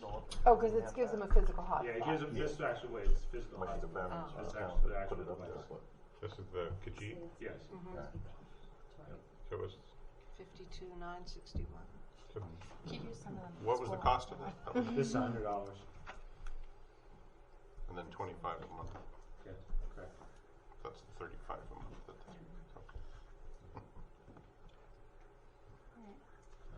That's something to discuss. We'll talk more about it. All right, so I just want to throw this in there. Every year, the school boards and the U.S. Army put together a contest called Steam Tank, where it's almost like a real-life version of Shark Tank. This is our third year being a part of it. We every year have tried to add a school of students that participate. We have 15 schools so far that have found out. We have 2 elementary schools that are a part of it, and we have 5 from the middle school that are a part of it. We haven't heard about the high school yet. We haven't really had a chance to see the students for the high school that did it yet, but this is a contest that's down at Camp Evans on Saturday, March 21st, and they actually go down and they present it. We had a couple students make it down to Atlantic City, which is the finals 2 years ago, and present. So this is something that we do in our makerspace classes at the intermediate school, at the high school, and now we've kind of twined it into the Wonders program. I don't know if you guys ever went to Wayside, used as like a Shark Tank over. Who were judges? Someone was a judge. Somebody was a judge. All right. Somebody was a judge, and they took their projects and actually uploaded videos, so they got chosen to go to the regional finals. and if they get past this part, they go to Atlantic City in the fall. So I just wanted, this was something that 15. We had 13 teams make it last year, so 15 is more than last year, and we haven't heard about the high school yet, so it could be even more, which is a great thing. And it's a great program that, I mean, I think the school that won last year, the elementary level, I think was from Hazlitt. So it's at Manasquan, I think, won the high school a couple years ago. So it's the entire state, north, south, and central. So that whole thing going on in the back of the showroom floor at school boards. Yeah, which is funny because the kids aren't in school, and like sometimes they're in the next school and then they're getting back together. Yeah, that's funny. All right. This is what I wanted to put in here as well. We have a great presence in a lot of these conferences. The first one was the statewide conference this past summer. That was at TCNJ. It was called Equity for All. It's something I was a part of. I was actually part of the group that actually put it together. I won that Milken Award 2012. So it was a bunch of educators that won the Milken Award. We have a network at the State Department that we all work together. We helped plan the statewide conference. NJPSA, we had teachers from the intermediate school go and present on our morning show that we have at the intermediate school every morning. They presented that. And then that same, and in Janesville for school librarians, we had a librarian go and presented that. Garden State Summit, that was just in January. Mr. Trankina was down there presenting about SWAT, which is the new Students Working to Advance Technology, which is a new club at the intermediate school where students actually go on the morning show. They give technology tips every Tuesday after school. Teachers can come to the students to help them with different problems they're having with technology. So this is a club that he started this year that he went and presented on. Texpo was last week. We had 3 different groups present. Dr. Ryan, Mr. Wayne, and Mr. Molinelli presented from Dow Avenue. Derek Trankina presented as well. And then we had a group presenting about digital portfolios in our second, third year going forward. We also have Derek Trankina is also going to present at the ISET, which is Innovations in Special Education. There are a lot of different Google extensions that we can use to help students with different disabilities. So this is something that he's presenting out. He's doing this also at the in-service day as a Spark session, and he's also going to a department meeting for special ed to present this as well. So it's not just only done at these conferences. I just want to point out we also do it to our own staff as well. At department meetings, at grade level meetings, all these different places, all these things are done as well. So I just want to point that out, yes. Only the ed tech specialists and the supervisors go to these? Any staff members? No, so we had Equity for All Week. Dawn, Ms. Kazuba and Val Source also presented on culturally teaching. NJPSA was the librarian and a technology teacher, a applied technology teacher at NJPSA. So we do have some ed techs, but also teachers as well. It's not just one and the other, but some do. And these were the technology-based ones, but we have teachers, a math teacher who's presented at the New Jersey Math Conference. We've had a ELL teacher from Wayside School who presents at the TESOL Conference. That's coming up later this spring. I don't know if she'll be chosen to speak again this year, but she was a presenter last year. So teachers who submit to present, that's what we're talking about, as presenters, not just attendees, but presenters. So they submit, and if the conference accepts them as a presenter, then they can go. Supervisors, a lot of times administrators will apply for that. Sometimes they have prepared presentations or they're maybe more comfortable speaking, but we certainly encourage teachers to submit and present, and if they get accepted, then they go and they present. And this is where, when I was talking about technology, I feel like when we go to these things and we present at them, we're at the forefront of what's going on. So if we go and we sit in another one and we listen to what they're saying, we do learn a lot, but we're on par with what a lot of people are doing in the same relevance as all these other districts. Are there districts doing a little better? Maybe, but that's why we go, to learn. We're always learning, we're always trying to find what we can do better. So the last thing I put on here is just some upcoming events. Makers Day is on the March 20th. It's pretty much in all 5 schools. It's where we celebrate a day of making. Each school kind of does it differently. Dow Avenue has something in their in their gym, where all the entire school kind of goes on a rotating basis. They come down, we have activities set up. The intermediate school has it set up in the IMC. They do it for the entire week. They have something set up for different grade levels, Monday through Friday. Wanamassa does a thing on Friday, every Friday in the month of March. They call them March Maker Madness, where they do something with each grade level. And, like I said, each school kind of does it differently. So there's something going on. The Steam Tag Regional Finals, I want to put that in there. And then we have our 3rd annual Innovation Night, which is on March 24th. It's at the intermediate school. So this year, there's a different spin every year. First year we had a certain spin. Last year we had more of a hackathon theme. This year we're going to try and have it be a little more student driven and have the students bring out all the wonderful things and great things, innovative things that they're doing in the classroom, and be able to present them at that night. Also have activities for people to do, because those are always fun as well. But we're kind of taking a different spin on it. But that's for all grade levels, from K to 12. The SWAT team will be there, school technology. It's a great night, so if you can make it, that would be awesome to come.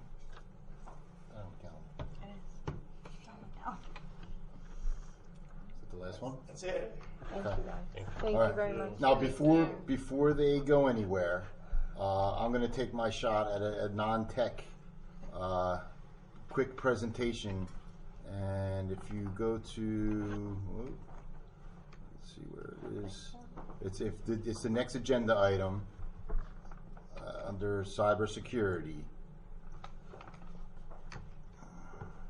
Under technology, cybersecurity. And if you go to the budget. Ransomware, yes. Okay. Now, I know I know a bunch of tech people around me that may jump in. I've actually asked Jim Dietrich to jump in a little bit, and I know Jeff and Mike. You're actually looking at cybersecurity. Yes, this is what I'm going to go through. Thanks, sir. Okay, you're welcome. All right, cybersecurity. This is a very hot topic and very pertinent to the district in things that we're going through and other districts in the county have gone through. There have been, in last week, I think we discussed a county superintendent meeting that Jim, myself, and Mike attended on this topic. And actually, I ripped a couple slides from the presentation that day that we'll just look at very quickly. But it was very informative. I've gone to several trainings on this now, and this whole thing is very scary. So the cybersecurity and specifically ransomware. So I just wanted to talk a few minutes about what it is and what the risks are. And if you go to, is it a PDF? All right, the next one, and just back to the training for a minute. These are the people that gave the training. They are the NJ KIC, and I know Mike is a member of this organization. This is the Cybersecurity and Communications. It's a division of New Jersey Homeland Security and Preparedness.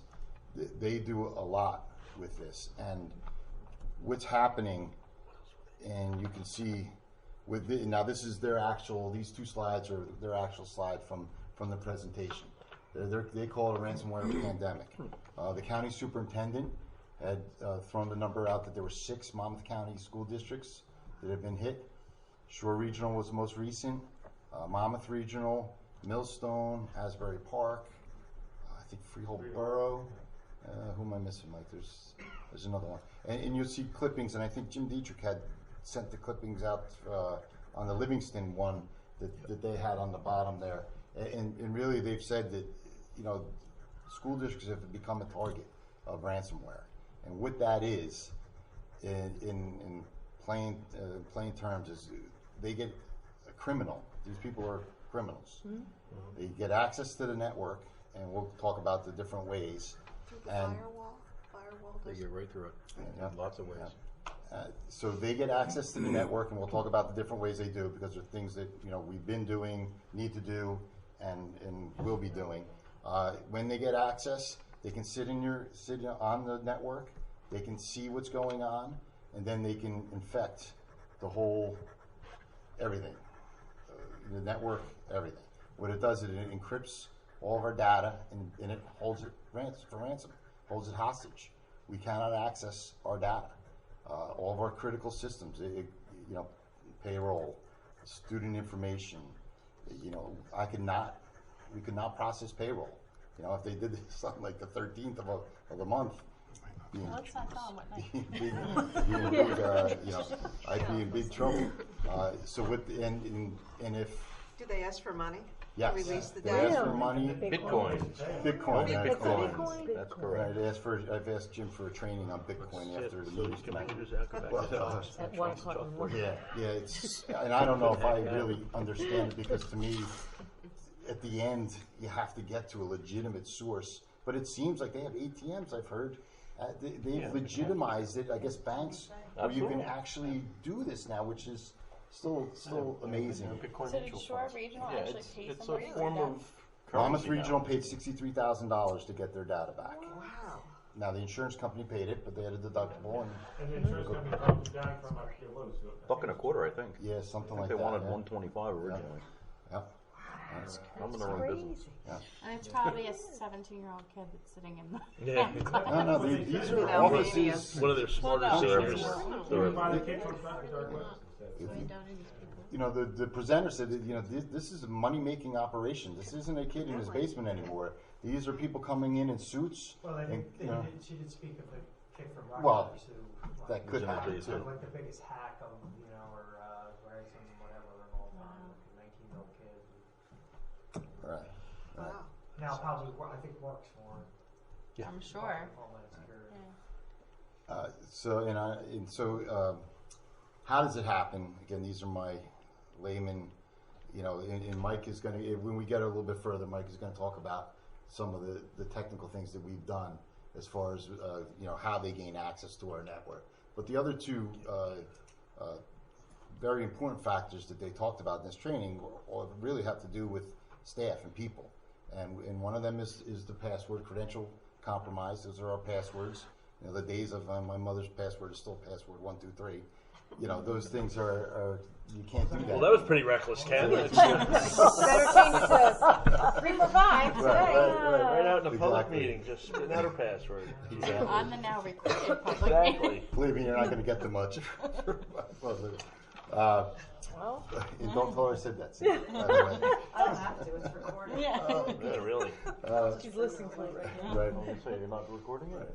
But a big, Out to the world. Get the password. so a big part of the credential compromise is the two-factor authentication. We've started to do that. I think you've heard me complain. I had to run up to get my cell phone.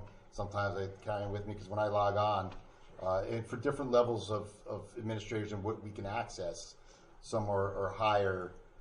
So then we have the two-factor authentication. So when I log on, it goes to my phone, and then I have to click on my phone, and then it knows that it's me. And a lot of these things that we're talking about, we're going to be even rolling out more. Right? Like we're going to be going to really all the administrators on the two-factor authentication. Not to the teaching staff yet. Hopefully never, but administrators. My staff has been using it. We don't use a phone. We use a key, which you physically got to put in and you got to touch. So. right. That and so the credentials, the passwords are a big thing, and then the phishing emails also. Yeah. Those are the emails where you get and somebody clicks on something because it says, maybe in a business office and it said it's an invoice for the district, so they click on it and that's how they can get access to the network. I mean, jump in if there's Yeah, and on the phishing stuff, there's some things we have enabled in Google to alert you to these things. They have a number of settings in there. We have a lot of things, most things turned on to try to alleviate some of that. Or say it'll send it. It'll send it right to your spam. So we try to alleviate them as much as possible. But I had sent out some spam mails, and the company I used, it was free. It went to everybody's spam. So, which is good for us, I guess, because most people don't look at their spam. as a test, right? It was a That's test. a test, right? Each one of you has received one United, I work for United Airlines, and they send us periodically, we get random emails that are like misspelled or just written really weird, and they'll say like click on this link so you to try and get you to do it, and if you do, then it puts you basically through training. Exactly. To not do that. Yeah. Exactly.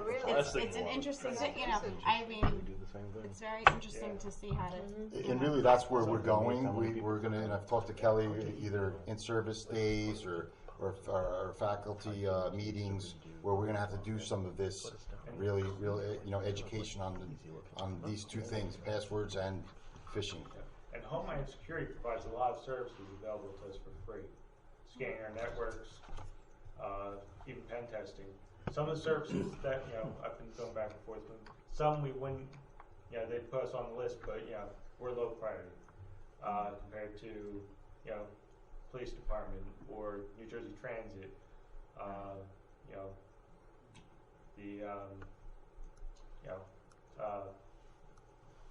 anything of higher priority, utility companies, stuff like that, is they're higher priority. But there are some things that they said they will definitely be able to get to on us. So there's some things we're looking as well. All right, keep going, Mike. Tell us what some of the things that have been done so far. So what we've done, we continually update our computers. We're running Windows 10 on everything. We consistently update them. We don't have everything up to the latest, which is 1909, but a good portion of that. All the servers have been updated. Most are running 2019. I got 2 running 2016, 2 running 2012, which are going to be converted this year to 2019. But they're all within update. We also disabled SMB version 1, which is a big thing. And all these things make us vulnerable for an outside ransomware to get into. Yeah, so if somebody, exposed to these things are what the payload of that email would use for attacking. RDP we disabled on our servers. That's remote desktop. Remote desktop protocol. Okay. We disabled Office macros. Push out all critical patches. Windows Crypthost, we're disabling that. PowerShell, MBR protection, we're testing that. We regularly update the firewall, of course. We block countries that are known as high risk, and even some that aren't, because some of these countries are going through other countries to release their payloads. Intrusion protection is enabled on our firewall. Anti-spyware, Tor is blocked. So we do quite a bit. Guest network, you've locked that. We've locked down the guest network. We know that, right? So I know the copy machines. We've looked at different things that enable to get out. The copy machines are scanning. They're connected to the network. They were a vulnerable spot. And luckily the new copy machines are really going to eliminate that issue. Jersey State controls are digital controls for heat and HVAC. We upgraded all of them with new software and new computers, both, yes. Right? So I know that was another thing. So we've been doing this now for really a month, I guess, since we first really started, hearing about these incidents. And I'm looking to put back in. I used to have Alien Vault running. It's open source security and event information monitor. I'm looking to put that back in. AT&T actually bought them out, but they have a paid version, but there's still a free version available. Also, putting intrusion detection in besides our firewall. So there's a number of things that we're trying to do to help prevent these things. But the most important thing, and I think as Jim said earlier, and one of the quotes from the presenters was, it's not if, but when these things, something will happen. And how you're going to recover from it. Yeah. That's the bottom line. Don't steal my thunder. That's the last slide. Sorry. Come on, please. Guy, did you have anything more than that? No. All right.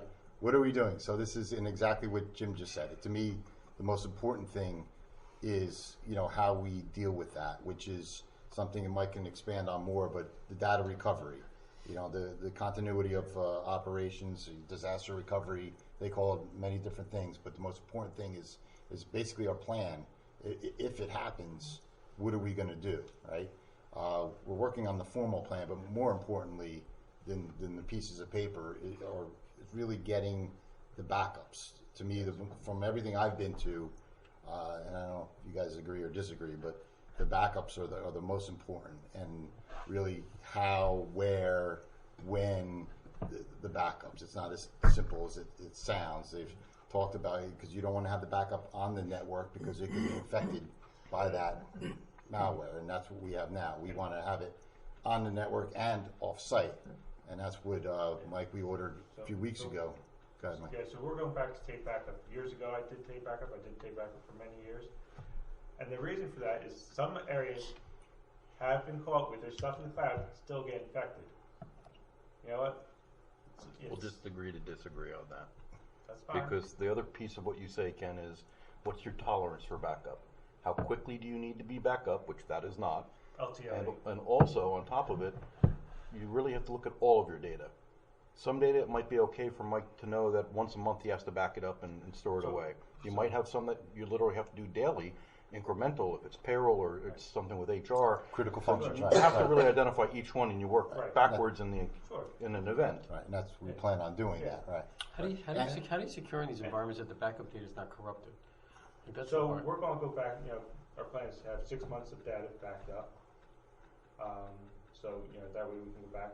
But I'm also looking at, having cloud storage through Microsoft. It's come down a lot for technology. A lot of these, anything you put in the cloud, there's a cost factor. It's, you pay not only for storage, but you pay for the transfer rate of it. And it gets very costly. That's one of the reasons I went for tape. But, Microsoft has come down a lot on their costs, so I'm also looking into that and working with them on that. And the other thing in the backups that they're talking about is that there's software available, and this NJ Kick people are big on this, that because when you go to restore, you don't know how far back you were infected, that really you need software to really scan the backup to make sure how far back you have to go, so that's not infected, so you're not reinfecting. So if you're loading the backup in, that it's not still there, because you don't know at what point. Was it yesterday? Was it last week? Right. Was it 2 weeks where that malware may have been on the computer, and it just wasn't. It didn't shut you down yet. So that was a big. So let's talk emphasis. about that, because there are ways to. We run software that tells me we got hit. 17 servers. They wanted $20,000 a server to unlock them. This was a year ago last January. It took us 3 days to blow every single server clean, drop new drives, rebuild everything, and be back up and running. 3 days. 3 days. Critical the first day, email, things of that. But we ran something called Carbon Black, which allowed us to go to the infected system and figure out that on December 18th was when we actually got penetrated. And it didn't go live until January 3rd. So in that time, it propagated across 17 servers, used admin access to get to other machines. So, yeah, it took a little bit of work to be prepared for, but we were prepared. We weren't paying them $350,000. You didn't pay anything, though, right? Jim? No, we rebuilt everything. It sounds like that James Patterson, Bill Clinton novel. I feel like that's what The we're longer talking about. they can do It's a that, whole the country. worse it gets. And the more people pay, the more they're going to do it. Sure, you bet. It's a It's heck of a lucrative- business. it's a lucrative business, is And what- think is about what it. one If of it's the not something like presenters said. fishing, it doesn't cost a lot to send out emails. Yeah. It's like casting thousands of, hooks out into the sea. You're going to catch some fish, even without bait. I was hit at TD Bank this week with an So app right. called Cash Co. Slow withdrawals of $8, $8, $8. They were testing. At some Does point, he they know were going to that's- start to ramp it up. 5 of them got through. Wow. But he showed me the page. They hit it like for 30 times, hoping that I wouldn't notice withdrawals. No, go to Cash Co. So our plan right now is the most urgent thing is to get the backup system, going, which we're waiting for. What, one more part? Yeah. Mike, that we ordered. So hopefully very soon we'll have that physically being done. And we do backups. This is in addition to, but our backups are online. And we have them in different locations. But the ransomware doesn't care. If it's online, it's going to hit you. So that's our priority right now. Then after that, We want to, construct this plan, put it on paper. I'll bring it to the board. We'll approve it. Then we're also talking about either a third-party review to see what else that we need to do in addition to all the, the list of things that Mike has already done, and then some staff training I had mentioned about these phishing emails and passwords and things like that. So, and all that will help to, mitigate the risk. But as Jim's company is a technology security type company. Is that and what he you was- do? Yeah, and look, Technology security. we spend probably about $250,000 a year, and then every 3 years I'll replace all the exterior firewalls. That's another $500,000 every 3 years. So it doesn't matter how much you spend on it, really, because it can be anything. Figure it Even out. with all the steps Mike's taken, which are all great steps, if administrators have IDs that you can look at the ID and know it's an administrator, they're going to try to attack them. We had like admin as part of the admins, because they had a regular ID and then they had an admin ID. Well, you can't identify that that's an admin ID. We had to go to every server and make sure that somebody would be working on something and they'd go to lunch, and that's actually how it occurred. They were still logged into a server as an admin, so when they penetrated, they were able to take over that server, and from there they hijacked it and they jumped out to all the other ones. So we had to start timing people out so that if there was no activity in 5 minutes, it automatically logged them off. It was, more often than not, it's human allowing them in. Whether you click on an email, you have a thumb drive from home that was infected because at home you don't have the security we have here, they plug it into a device. That's why it's hard to stop, because there's so many variables. All you can do is be ready to recover. Sounds like you know a lot, Jim. You could be the No, I lived it, so. Okay, any other questions on that? Just wanted to take a few minutes and that. Anything else, Mike and Just Pat? that we're, as we roll this out to the staff, this definitely does change a little bit for them, things that they've maybe had ease of access to that we have to tighten back up a little bit. And, Pat's already hearing a few little, guest network requests, things like that, but, we have to explain all of this and Yeah, we've talked about we're tighten going to it start up, so, communicating it more. spread that word. I'm sure we'll hear, You some bet. chatter, but that Or was you may why hear the chatter. right. Ken, this item is titled Technology Budget. Is there a budget request tied to this coming from that we No. should expect? No, there isn't, right, Mike? I mean, the backup, the backup was the big thing, and we did that in this year's budget. Is there I think we talked about it at the last meeting, is there a service we should budget for every year to kind of advise us, or is that a free service that somebody's going to give us? Well, the Homeland Security is all free. Okay. And there's quite a few services through there. That's why I'm working with them. I'm working with the open source program and stuff like that. I'm investigating a couple different things as well. But I didn't. This wasn't something we had put in the budget originally, but it's something we are definitely looking at.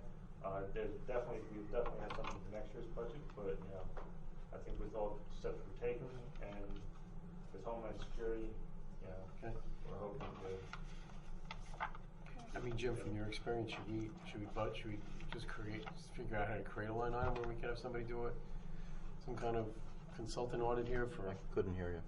Is in your experience, should we create like a line item where somebody could come in for 3 or 4 days and audit this Well, I'm thing going to share with Ken and Mike the actual audit report, because we brought in Microsoft and CDW.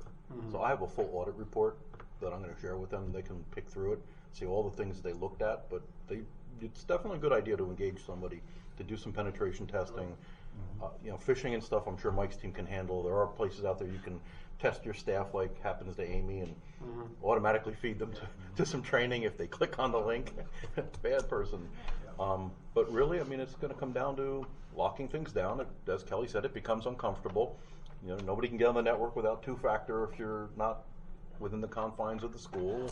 Maybe they start disabling USB ports. People can't plug things in anymore, but that's the price you pay to not get hijacked. I mean, there's a balance definitely between education and There is, 'cause I'm security. sure Pat goes to schools and pops something in to show the kids something. I mean, so there are, yeah. And there's actually there's a company out there that they'll give you USBs that you can lay around and see if it gets plugged in, and then it'll inform me, and it'll tell them you shouldn't have done this and stuff like that as well. All right, thank Any you, other Mike. questions? Thanks for that. Oh, Can I ask a question? Sure. Actually, it's more about a statement. So I know that you guys are looking at it from the district perspective, and I heard Kelly comment about the staff, but the parents have also been hearing and wondering why they're locked out, why the teachers don't have access. So maybe a district-wide statement saying why we're doing this wouldn't be a bad thing, because everybody knows what happened to Shore Regional. Right. So maybe if we just were transparent and put it out there that, you know, we are working on things, and we don't have to be specific, but just to let people know the what's and whys, because we're already hearing, well, this teacher didn't have access to this, and Jacob was on his iPad and the network went down, and this happened, and that happened. So maybe if we explain why. Yeah, I don't know if that's all related. Well, it is, depends. because you're shutting down networks. Well, no, just the Just guest, guess. Guess guest network. But network, our every staff would student have and access. staff has a device which goes on a different network. not Student just- network, so they're not. Yeah. Right, It's they have student access on the device they're given by the district. Now, someone could just want to get on their own personal device, but that's what they can't have access to. And that's, As soon as we knew that device was not connected, it was connected right away. This isn't a And Jacob I'm just thing. saying, but there are some devices that we called Mike and the IT department. Yeah, no, this isn't a, like, I got a text message, are you at the meeting, can you ask why we're getting spotty internet access in the school? Just, it may be something you wanna get into. Okay. Alright. Okay. Any more questions for Mike, Kelly, or? Quick question. Yep. You're Mike. When you're going back to the insurance on the Chromebooks, so you have an insurance on each of them that you already paid for, but then as parents, we can opt to buy more for them. Is that something we still should do, or are they covered, or what would you like us to do? Because as a parent, I bought the $50 a year thing, but are they already covered, or they're not covered?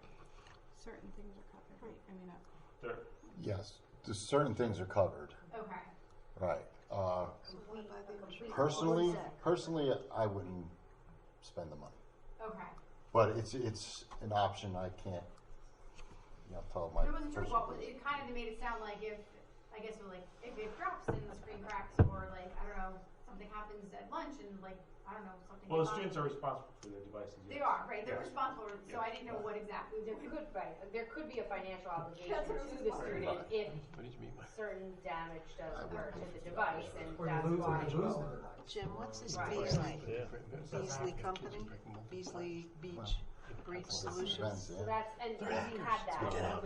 No, I guess it really there's a bunch depends of on, companies out there let me now qualify my specializing in this statement. stuff. It really depends on Explaining your student, your ransomware son and or daughter, Bitcoins and how often how to get proof and of how life. large We don't- the we don't damage have is. this. Are. This is just an example. Correct. Stopped charging one day, so he brought it down to Oh, that's probably one. That would be something that It we just were. To get It's a proof of key life or something Did like that. you have to get proof of life? Although you didn't pay. Told me to go scratch. Going back to school and it's dead. And There's We actually ripped a our drives problem out, put that new they'll ones have in, and with, just restored and kept going. Yeah, so now we don't ever let it sleep long. Because you had everything backed up. Like, I don't care if you're using it or not, And we had it fixed, but Multiple times. by the time that Google Backup switched out servers, the we fix, have it it in the was just a cloud, time we have period. things all over the place. So our warranties are Is more that like what we're doing? Are we machine moving things? deficiency or Haven't seen the defect, plan. whereas the repair advises it. Physical damage. I We will did drop like it. a shelf, the mob guy never stays in one place at the same time. Yeah. Move it here, Rates, next backup goes here, next backup goes here. When they We close have their no laptop, location. it depends on the Yes, So right. we don't want Yeah, to- right, liquid damage, sometimes, Alright, we're gonna move along. We have number Thank three, you. so the earbuds Thank on. you. We're still talking. To Kelly, Cancel- Pat. That's when the warranty comes in place. So that Oh, don't we do flat rates now? insurance. What's that? Do we do flat rates for damage? Yes, $25 to $50. Okay. I Depending knew on there was something. what it is. Yeah, exactly. So the screen would be Screen is $50. 50 and then- motherboard would be $50. Yes. Charger's $25. So Alright. there's a list on our website. Exactly, so I don't know, so I just was buying, but I'm like, I don't really know if they're not, so it's more like. Well, if you're, How many times? yeah. Well, I guess at the The end only you'll time see. he's actually had to bring it down there was the fact that because it wasn't charging, and I was like, I don't know, it's and- dead. I'm like, what'd you do? He's like, nothing, it just was lying there, so. Right. Yeah, that's not his. And that wasn't his problem. Yeah, if it's not his fault, then it's not, it won't be a charge. Alright. Okay. Alright, thank you all so much. We appreciate your time. And we're going to go back up the agenda. You're free to stay Is if that you'd like. to We tell the everybody that. discussion Everybody, items. Ken. All right, where are we? Policy and regulations under action items. Okay. Political activities. We did minutes. Okay, first one, okay, political activities. Jim, you wanna? This was on, well, we discussed Yeah, it last I mean, week. we were talking about it on Friday, and you know, I mean, after a lot of the discussion, I worry that we're going to kind of get bogged down unless we want to get kind of bogged down on definitions of what are political activities and exactly, you know, what defining every single solitary thing. I'm perfectly willing to just keep our policy as it relates to this as it is, but email staff and just, you know, kind of set out an expectation of what we want to do moving forward. I'm more comfortable with that. You know, too. and then see how that goes for So this year. If restrictive. it proves to be a significant issue this year, then we can maybe look to revise, you know, next year. But I just worry we're going to get kind of bogged down in some things. And, you know, it hasn't been a gigantic problem so far. I mean, we've seen a little bit. But I think if we just email the staff, I've spoken to Mike Riley about this. I think if we just email, send out the policy as it is, define it as to what the expectations are, I think that might be okay to do for right now. Unless there's an overwhelming desire to really dig into this even more, which if we want to, that's fine. But, you know, I just feel like it might, by the time we figure out and define all these things, you know, It'll be half the November primaries will already. be over. It may not, you know. So is everyone? Well, do you think we need Are a you good uplift recommending in the we wording scrap to this? Well, I would say go back to the original language. I think, well, like I said, I worry about we're going to start getting into, well, and maybe it brings up other questions. Well, define for me what in the performance of my duties means, and define for me exactly what activity we're talking about. What if I'm here? What if I'm there? What if I'm, you know? I think I want to just try and keep it as simple as possible. Inform staff of what the situation is. Say, look, this is what we're trying to avoid. You know, when you're around kids, when you're on the job, avoid overt expressions of, you know, of a political nature. Give some definition. Include that website that I included for you all, that from the NEA, that says, look, here's some examples of what you know, what you can and can't do. If you do it that way, what does the fight look like between the individual that you're citing that goes across the line? What does the fight look like? Like, how are you fighting it? Like, what's the confrontation on that? Like, what's that look like? What do you mean if they do it? Yeah. Hi, somebody does- you can't do this. Here's the policy that supports it. Please don't do that again. Mhm. And, you know, usually that works. Usually that works. Yeah. Okay. I'm good with that. I'm good with that too. I'm in the minority, it's fine. Okay. All right, so it will not go on the agenda for next week. That's what we're saying. It's just going to stay as the policy is, so there's no vote. However, I will say this. I do think we should add 4233 because we don't have 4233, and that's for support staff. We have the existing policy that was for teaching staff, but we didn't have one that was for support staff. Yeah, it should be I'm not across the saying board. with new language. I'm saying with the Same language the for same everybody. language, just that it covers support staff as well. Okay, so that'll be on next regular meeting agenda. Okay. What's next? So now is the Title I. Titles. Okay, well, Kelly was here to elaborate on any questions. There were some questions regarding language and how shall and shalls and the may, mays and right. So, and I know we had said that there was DOE standard language. I don't know, Kelly, if you want to expand on that at all, or on the policy. That's basically what we went. Yeah, I by, think right? what it comes down to is when these come out with shalls, because it's required in the law. You know, the mays are typically things that are Could good be. ideas, but for whatever reason may or may not be able to be carried out. And in policy, you want to kind of keep that flexibility, because if you put it in policy as a shall, then you got to do it. And if you're not doing it, then you know, there may be a reason why we may not be able to do it. So I think to make may shalls is not, that doesn't mean we won't do these things. It just, you know, there's a reason why it's it's put that way. If you look at them, pretty much many of our policies have similar kind of language. And just as an add-on to that, there are 3 requirements of the ESSA grant funding in terms of documents or paperwork. There's a letter to parents every year, there's these policies, and then there's a parent-school compact. Those documents are posted on our website. The parent-school compact can be revised each year with input from parents and can be tailored a little bit more to the schools. We've always traditionally used the DOE language there as well, but those can be revised a little bit more easily than a policy that you sometimes forget that it says you shall do this and things change or a school falls out of Title I funding or falls into Title I funding, and that's what happened here. You know, we were missing the OTES one. We were doing everything that we were doing at Wayside. We were doing it at OTES, but we did not have the policy in place because it was a newer school to Title I. So the compact might give you that security that adjustments can be made or things can be put into practice for the year or a couple years and revised each year, but the policy would be more general. I didn't hear all the questions from last week, but I think that was the major question, was the shalls. The shalls and the difference and the between mays. the shall and the may. We were using DOE template as we're revised.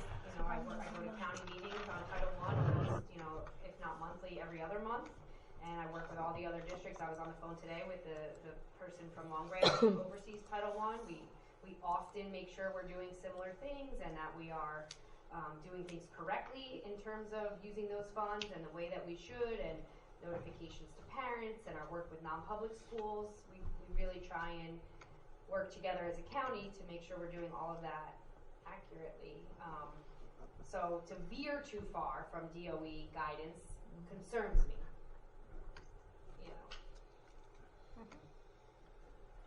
Okay, so leave it as is and put it on the agenda for next week for formal vote. Yeah, fine with that. I think so. All right, who's next? We're on. Instruction and education. Financial management. Okay, first. Board of Education and Administration will discuss the interlocal services agreement with the Township of Ocean for the rental of school buses to the Township Recreation Department for use during the 2020 summer camp program in the amount of $8,000 as per attached. 8.2, the budget. Board of Education and Administration will continue budget discussions for 2020-2021 budget. The capital and capital reserve budgets will be discussed. Okay, I'll do the first one. It's pretty simple and straightforward. This is one of our shared services with the town. This is busing for the camp during the summer for the township camp. It's at the Dow Avenue School. So we rent them our buses, and they hire drivers, which are most of them are our drivers, but they pay them their rates, and they work for the town, and it works out well. They were paying.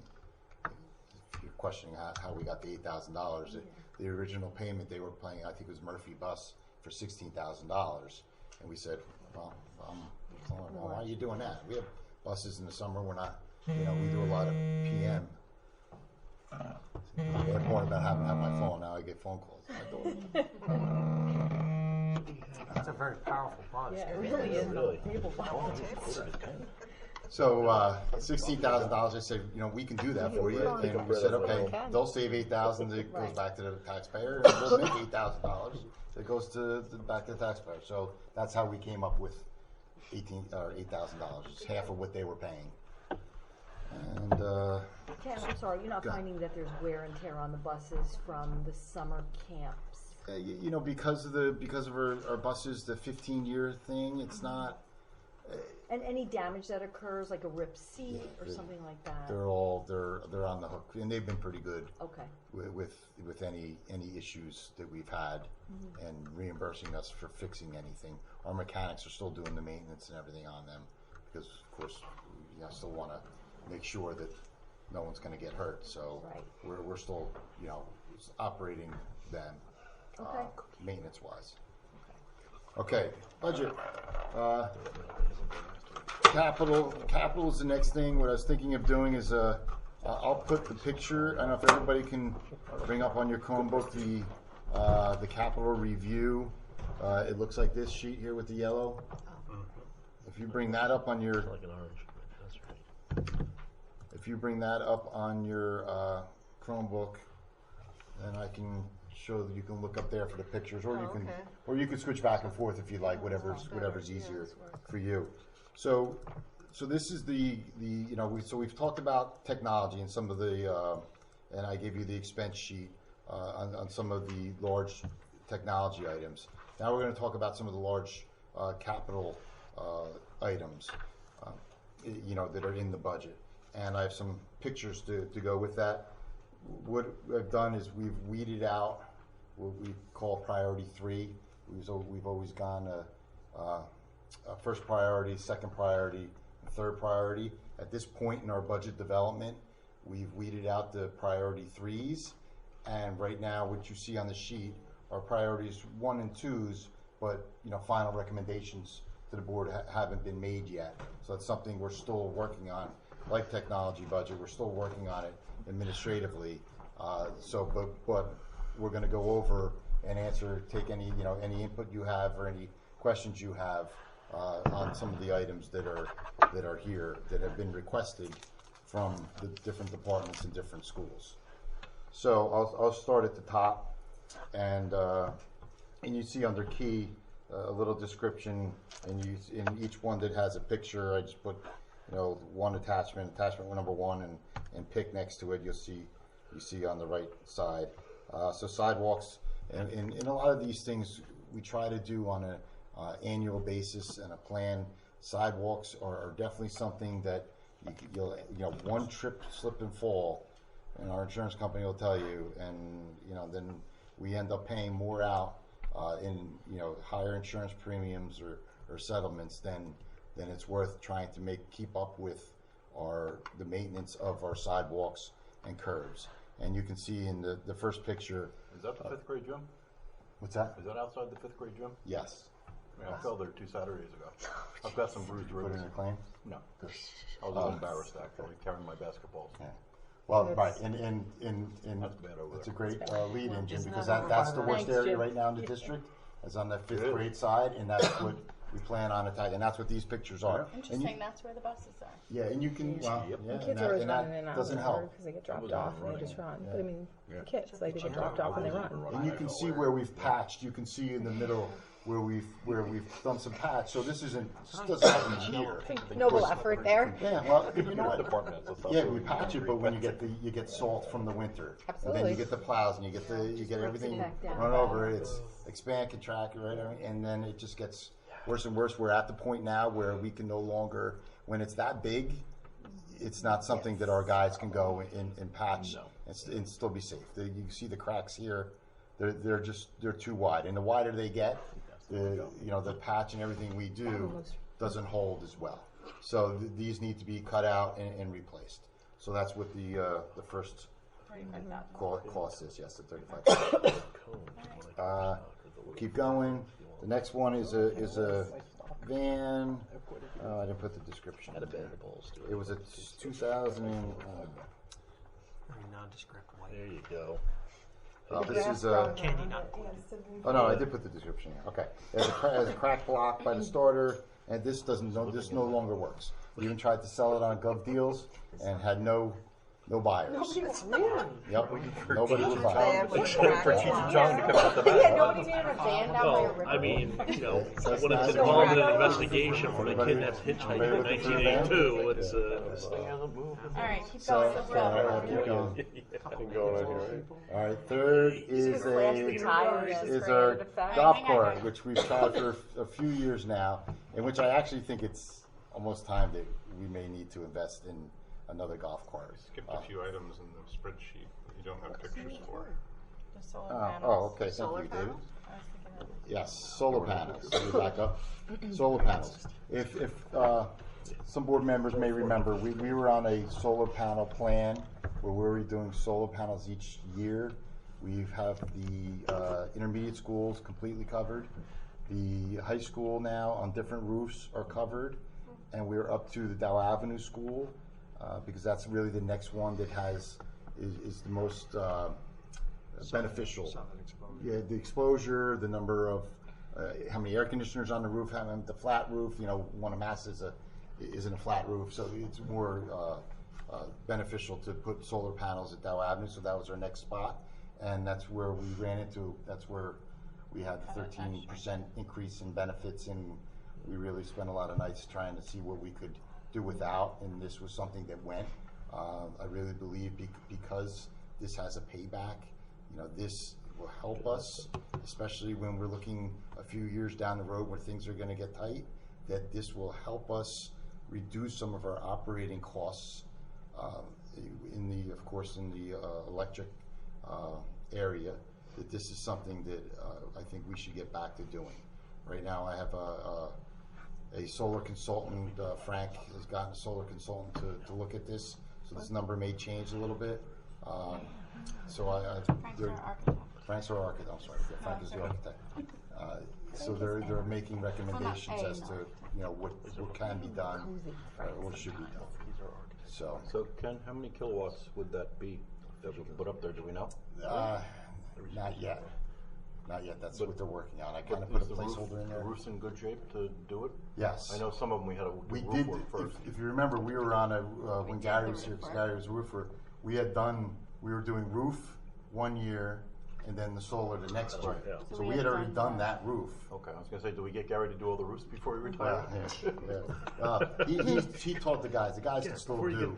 You know, the flat roofs. And we would do the installation like we did before with our electrician. Well, have the big rat out there. Yeah, I went away from it because of the rat and because of the plus our electrician. With the new electrician now, it's a possibility now with our new electrician.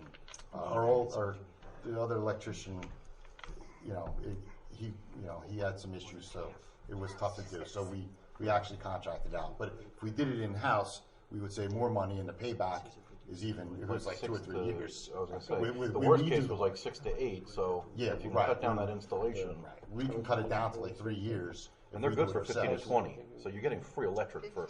Oh yeah, the ones we have now are paid off, and we're getting hundreds of thousands of dollars in electricity every year. Yes, Ms. Fuller. I have 2 questions.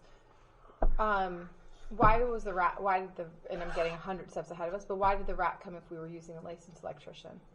We were using a licensed electrician who's an NJEA union member, but was not an IBEW. Correct. But why don't they? Then why isn't the issue with all the electrical work that our licensed electrician does? Could be. It could be. Okay. They just chose to pick that fight because it was such a big project. A large visible project. Thing. They gave out flyers that said the building might burn down. That was So that.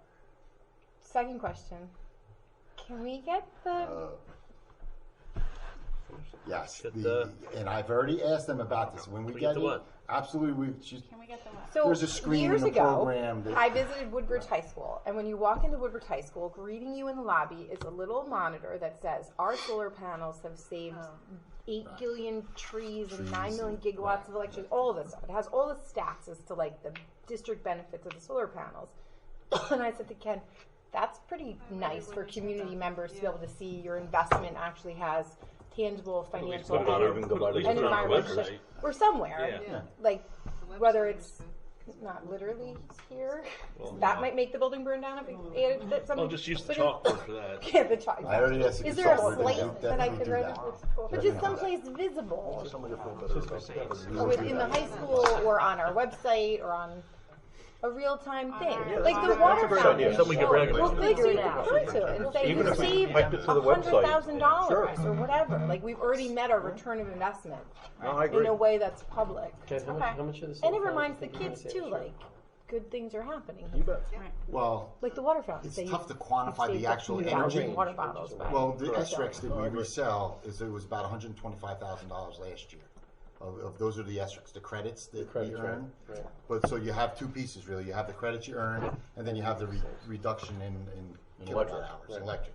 Right. And the credits are coming down. You used to get a lot of money for Yeah, an we escrow. used- It's down to like $200 now Yeah, or it's like something. $230 we can Yeah. get. At one point they were like $500, Oh, but yeah, still, I you're, think we got you're getting 600. you're getting good cash back. Yeah. Plus all the electric you're just pumping Yeah. into the Yeah. intermediate school. Right. So And you know, and we have utilities. The utilities budget might be in the next meeting or two, but when we look at it, the graphs and that start at zero. No, they really show, because remember we added air conditioning in all of our buildings, so we've been able to hold down our costs even with going from just the intermediate school with air conditioning to all of our buildings, which is a big load on the district. Okay. All right. So I'll keep moving going. on back to the Rusty's golf cart. Back to the golf cart. All right, this is something that I think it's. Doesn't look too bad. No, it's Oh, not wait, to I'm replace sorry. it. This I'm is. sorry, just we the- skipped the replace old gym lighting with LED fixtures. Okay, this is for both Dow Avenue and the high school. This is replacing and we've been doing this in-house. This is just the cost of the Light fixtures. bulbs, the new LED fixtures. It's getting rid of the old ones that are inefficient. Again, there's a payback on it, and I put it in the description. The payback is not just in energy, but also in replacement. We have to get a lift to get up there anytime a bulb goes. You know, the frequency that you have to replace the bulbs is next to nothing compared to what we do now. And disposal is also an issue and a cost. So that's something that we want to do with our electrician. Now you're on the Golf cart. Okay, so this would be in addition to, actually, this is the trainer's cart. So the new cart would go to the trainer, and then this would go to the athletic director, who would be able to get around the building in the fields, not the building, the fields much more easily. When there are problems, if people can't walk, there are always issues on all the fields, and this would enable him to take people to their car, to if somebody's injured and the trainer's on another field. It would help the operation. So there's over only there. one golf I cart thought we there had now? two. No, we used to a Because while I used to ago. see Rusty tooling on one, and I used to see the Right. trainers of the water. That died.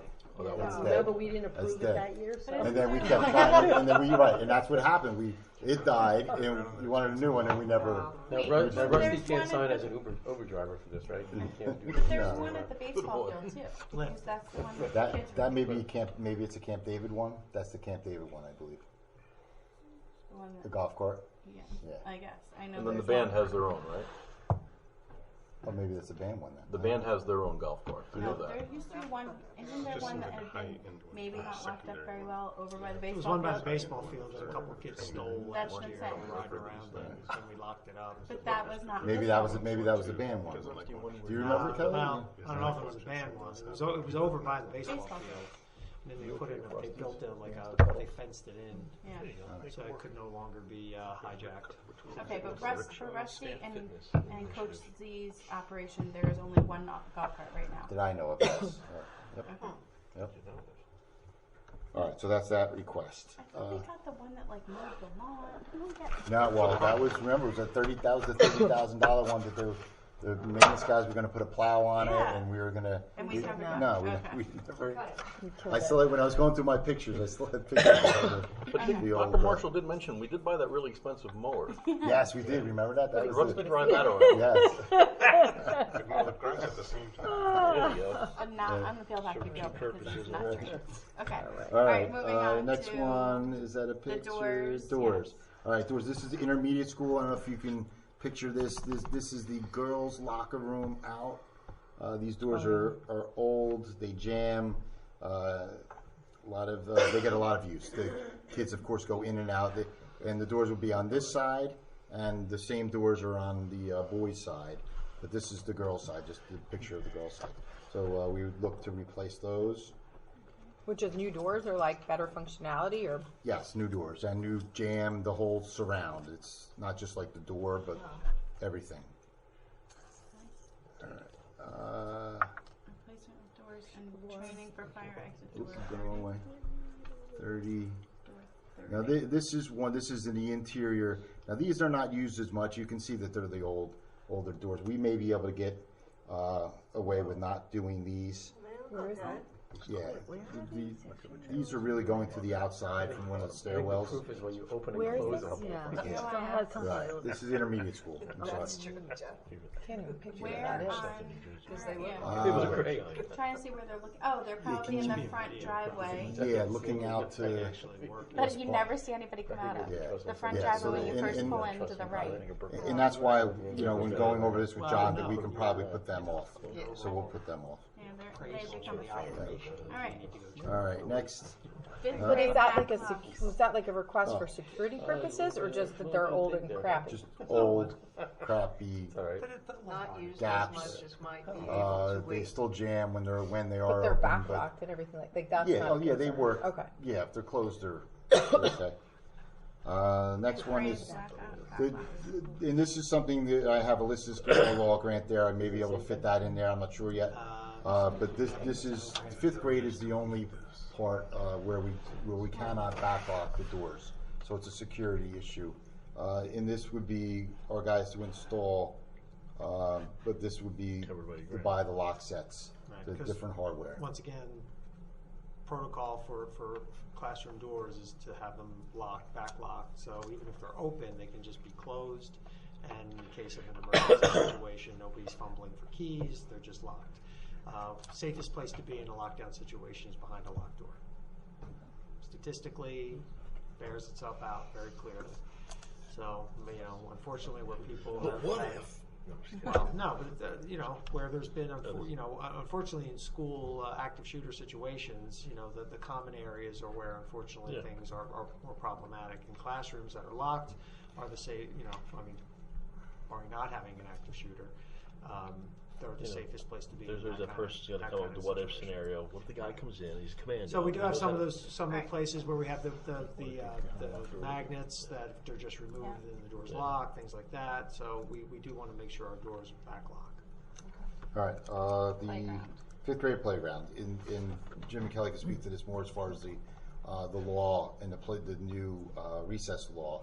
But from that comes this request from Chris Amato to do a larger playground or a playground. I was going to say, is there one that I've Well, never seen? there's swings. There's a swing Oh, set yeah. there. Okay.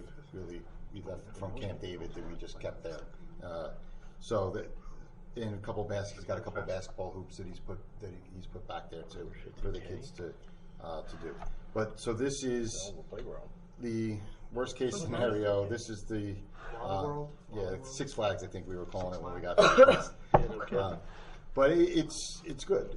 You know, it's it should be for quarter now. It should be better than good. Should be dome. Kindergartners and fifth grade. Yes, it's for that age group, and a lot of it is taking into consideration multi-sensory, all the things we've talked about. I know I've had a conversation with Mrs. White, and if you look, there's some cover. There's some things that we may not necessarily need. Like the sun cover.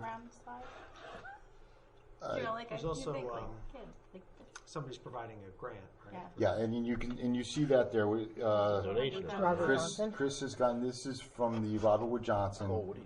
This is they donated the $10,000 to Wanamassa last year. She's committed to two $50,000 grants for $100,000. I've also talked to. Before I get to the grant portion or the donation part of it, you know, I have not gone to other companies yet to try to get this number down, either, you know, just competitively, number one, or number two, to see what we need, if we can scale this back. So that's an ongoing thing. Talked to Camp David about the fact that Yes, it's Camp David has already offered $20,000. I said, well, you guys are going to be using it 2 months of the year. I said, if you don't give anything, I'm going to put a rope around it that says, you know, do not enter. And I got so that they were looking for AB to name something. They would give more to do that if you. Put something down. They would put up a naming rights. sign, Abe Towel. I love that. I bet we could get. As often as we can. for a term. The For a Jeff term. Wine doesn't have It doesn't have to be in perpetuity. Kelly, You the interested? fifth graders want this? Weinstein Memorial Playground? Jeff's Place? Yeah. Jeff's Place. Or would they rather have more goes under sports it? fields and other things? Yes. This is Hold right. on. David's And- asking Kelly a question about that too. I'm sorry, go ahead. The first time I'd heard of it was when Chris brought his budget forward, so I don't know if he's asked the students exactly what they want. He did that preliminarily. But we definitely need something because of the recess law. They're out there for far, longer, and they definitely need more than what they have. And they're all there at the same time too, so that's That I why, see. A lot of people. that's why it's that size. It looks too young to me for Yeah, something that's just for fifth grade. Yeah, like I can't see. But what I do we can't know? see. I mean, if that's Since a that's what fifth it's- grade regulation You seen him play? playground, then. Yeah, And I you don't know, said, maybe the other angle. 10 years old, right? No, Where's that beautiful park-like setting at OT? Yeah, that's definitely not the intermediate. Does it come with the park-like setting? No. But also if you, Is that part of the cost? another part of the cost, if you see the rubber, the rubber pass, so that's Yeah. some of the things that we did at Wanamassa. And I know, Cindy, I don't know if I talked to the soccer club with you on your suggestion. Jimmy Syntax getting somebody in touch with me.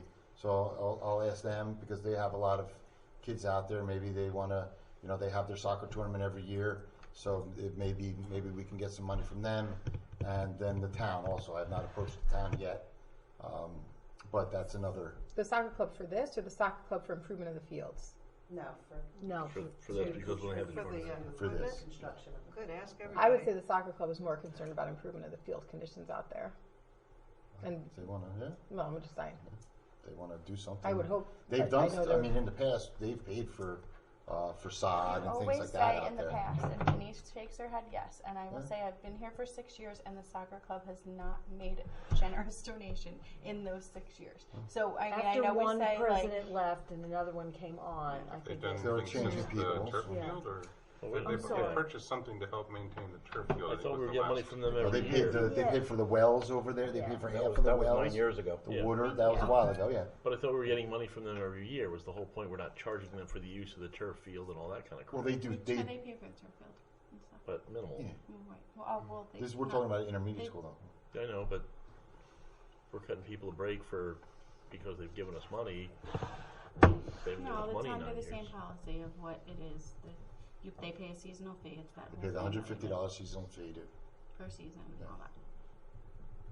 They do within Yeah, policy. I don't know. I remember the whole selling point with that was they give us money every year. It's like, okay. Well, it comes up We every burn time the we say turf field budget, down we then say because I something got a that's feeling we different. got hosed on that.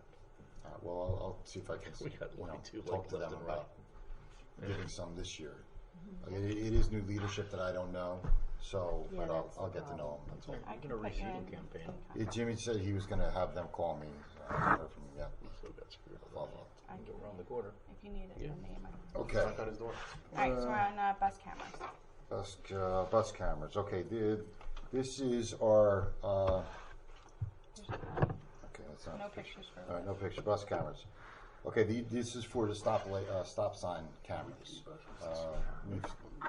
I'm not sure the officers from the town that we don't have a great percentage of seeing the license plates, and I would love to upgrade some of the cameras. We would be able to catch more people that because of the sun, because of the glare, because of rain, because of different things where they can't read, where we may have somebody go through the stop arm, but they can't read the license plate number, so we lose Have that. we asked the town to help for this since they're getting the money from these tickets? We have, but I need to press them more on it. Correct. I've given John the quote and asked them, and they've always said, yeah, but I need to talk to them more, and hopefully we can reduce this. If you remember, they did help pay for the half, or not half. 10,000, I think. What was it? Gino twisted your arm and Yeah, that's right. Gino, I think Gino, you're right. Gino helped on that Yeah. one. Yeah. Mhm. Yeah. Well, So maybe the cameras have we brought caught to up you to by those other ones that Shrewsbury don't have them? Say that again? Remember our conversation when the guy blew it past us and we found out that bus didn't have it yet? Have we started to catch up with the ones that were still rolling it out? My question is because are we rolling out the same bad cameras or should we stop doing that? And, No, it's the same bad cameras. I mean, But they don't we really recycle have them from right? Yeah. the old buses to the new buses. So, but that's what these would do. This would upgrade the cameras, and we know there are 5 different routes where the repeat offenders are.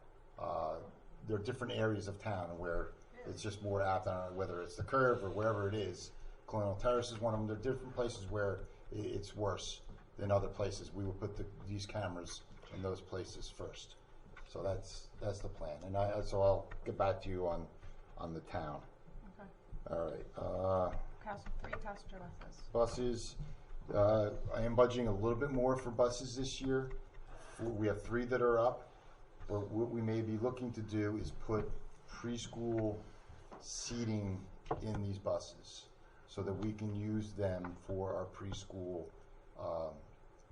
As we get more classes, we'll have more kids in a more concentrated area where we can then use a bigger bus with because it'll come with the harnesses. They actually pop out of the seat, so that we'll be able to use a larger bus to transport more students, and we'll still be able to do it in a reasonable amount of time because the geographical area will be closer now that as we add more classes. So the preschool seating is basically that harness, is what you're saying? Yeah, 3 or 4 point harness. Okay, These are and a regular sized student, I don't know what that means, but you know what I'm trying to say. It recesses back into the seat Okay. so that a regular student can Doesn't sit have there. to use Yes. that, they could just use the, okay. But new buses, since the accidents, have to have a chest strap? 3 point. Yeah, it's not just lap belt anymore Correct. for new stuff. All the new. But the younger kids need a 5-point harness or 1, 2, They're 3, under 4, 5. 4 4-point harness. 5 Okay. point, okay. Yeah, 4, Got it. whatever Got it. I the The more, right. the one that's the more here, like okay. Yes. Right. Okay, so that's what we hope to do there, and 2 vans. And then we have our maintenance, actually not maintenance, for each elementary floor scrubber. We've been able to replace 1 or 2. We've cut 1 or 2 through the years. We're still trying to keep up with that. And the vans aren't replacing the old vans, they're just additional vans we need? Which the school bus vans. Oh, Yes, those are they'll school, be- I'm sorry, I just heard the vans, sorry, those Yeah. are school bus vans, I see. Correct. Sorry. Yes. All right. This has been in the budget for a while. I think you see the pictures back from 2017. This is the Wayside area where we do have parking issues when there are activities and events, and expanding the parking lot is requested. Ms. Palea has requested for a few years now. So that's something to consider. Can I ask, have we also thought about expanding, I think like you and Dr. Spink and I joked about it once, that strip where we all park that isn't actually parking, like along the driveway, but we all park there anyway?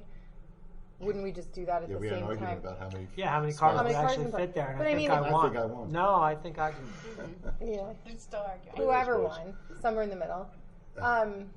Yes, that's a good Wouldn't we just reminder. maybe do that at the same time? Yeah, Because it's I'll kind of check just on that. destroyed grass, so if we were to gravel it, if we're gonna do this. Yeah, Yeah, if we're gonna do it, there's we might as well there's do a that, hydrant too. there, and there's some Yeah. stuff there, but it's certainly Yeah. it's It's viable. used for parking all the time, so Yeah, but I rather don't than know have if like with destroyed grass. Using it and having it illegal parking Parks spots there with today. where you can Yesterday, back up, I or went there yesterday. right, because there are all kinds of rules and stuff. And so, but it's a good reminder. Thank you. I'll ask. Or maybe if we do this, then like They won't park there. say people can't park there. Right, that's true too. Right. And the labor would be done in-house on In-house. that, right?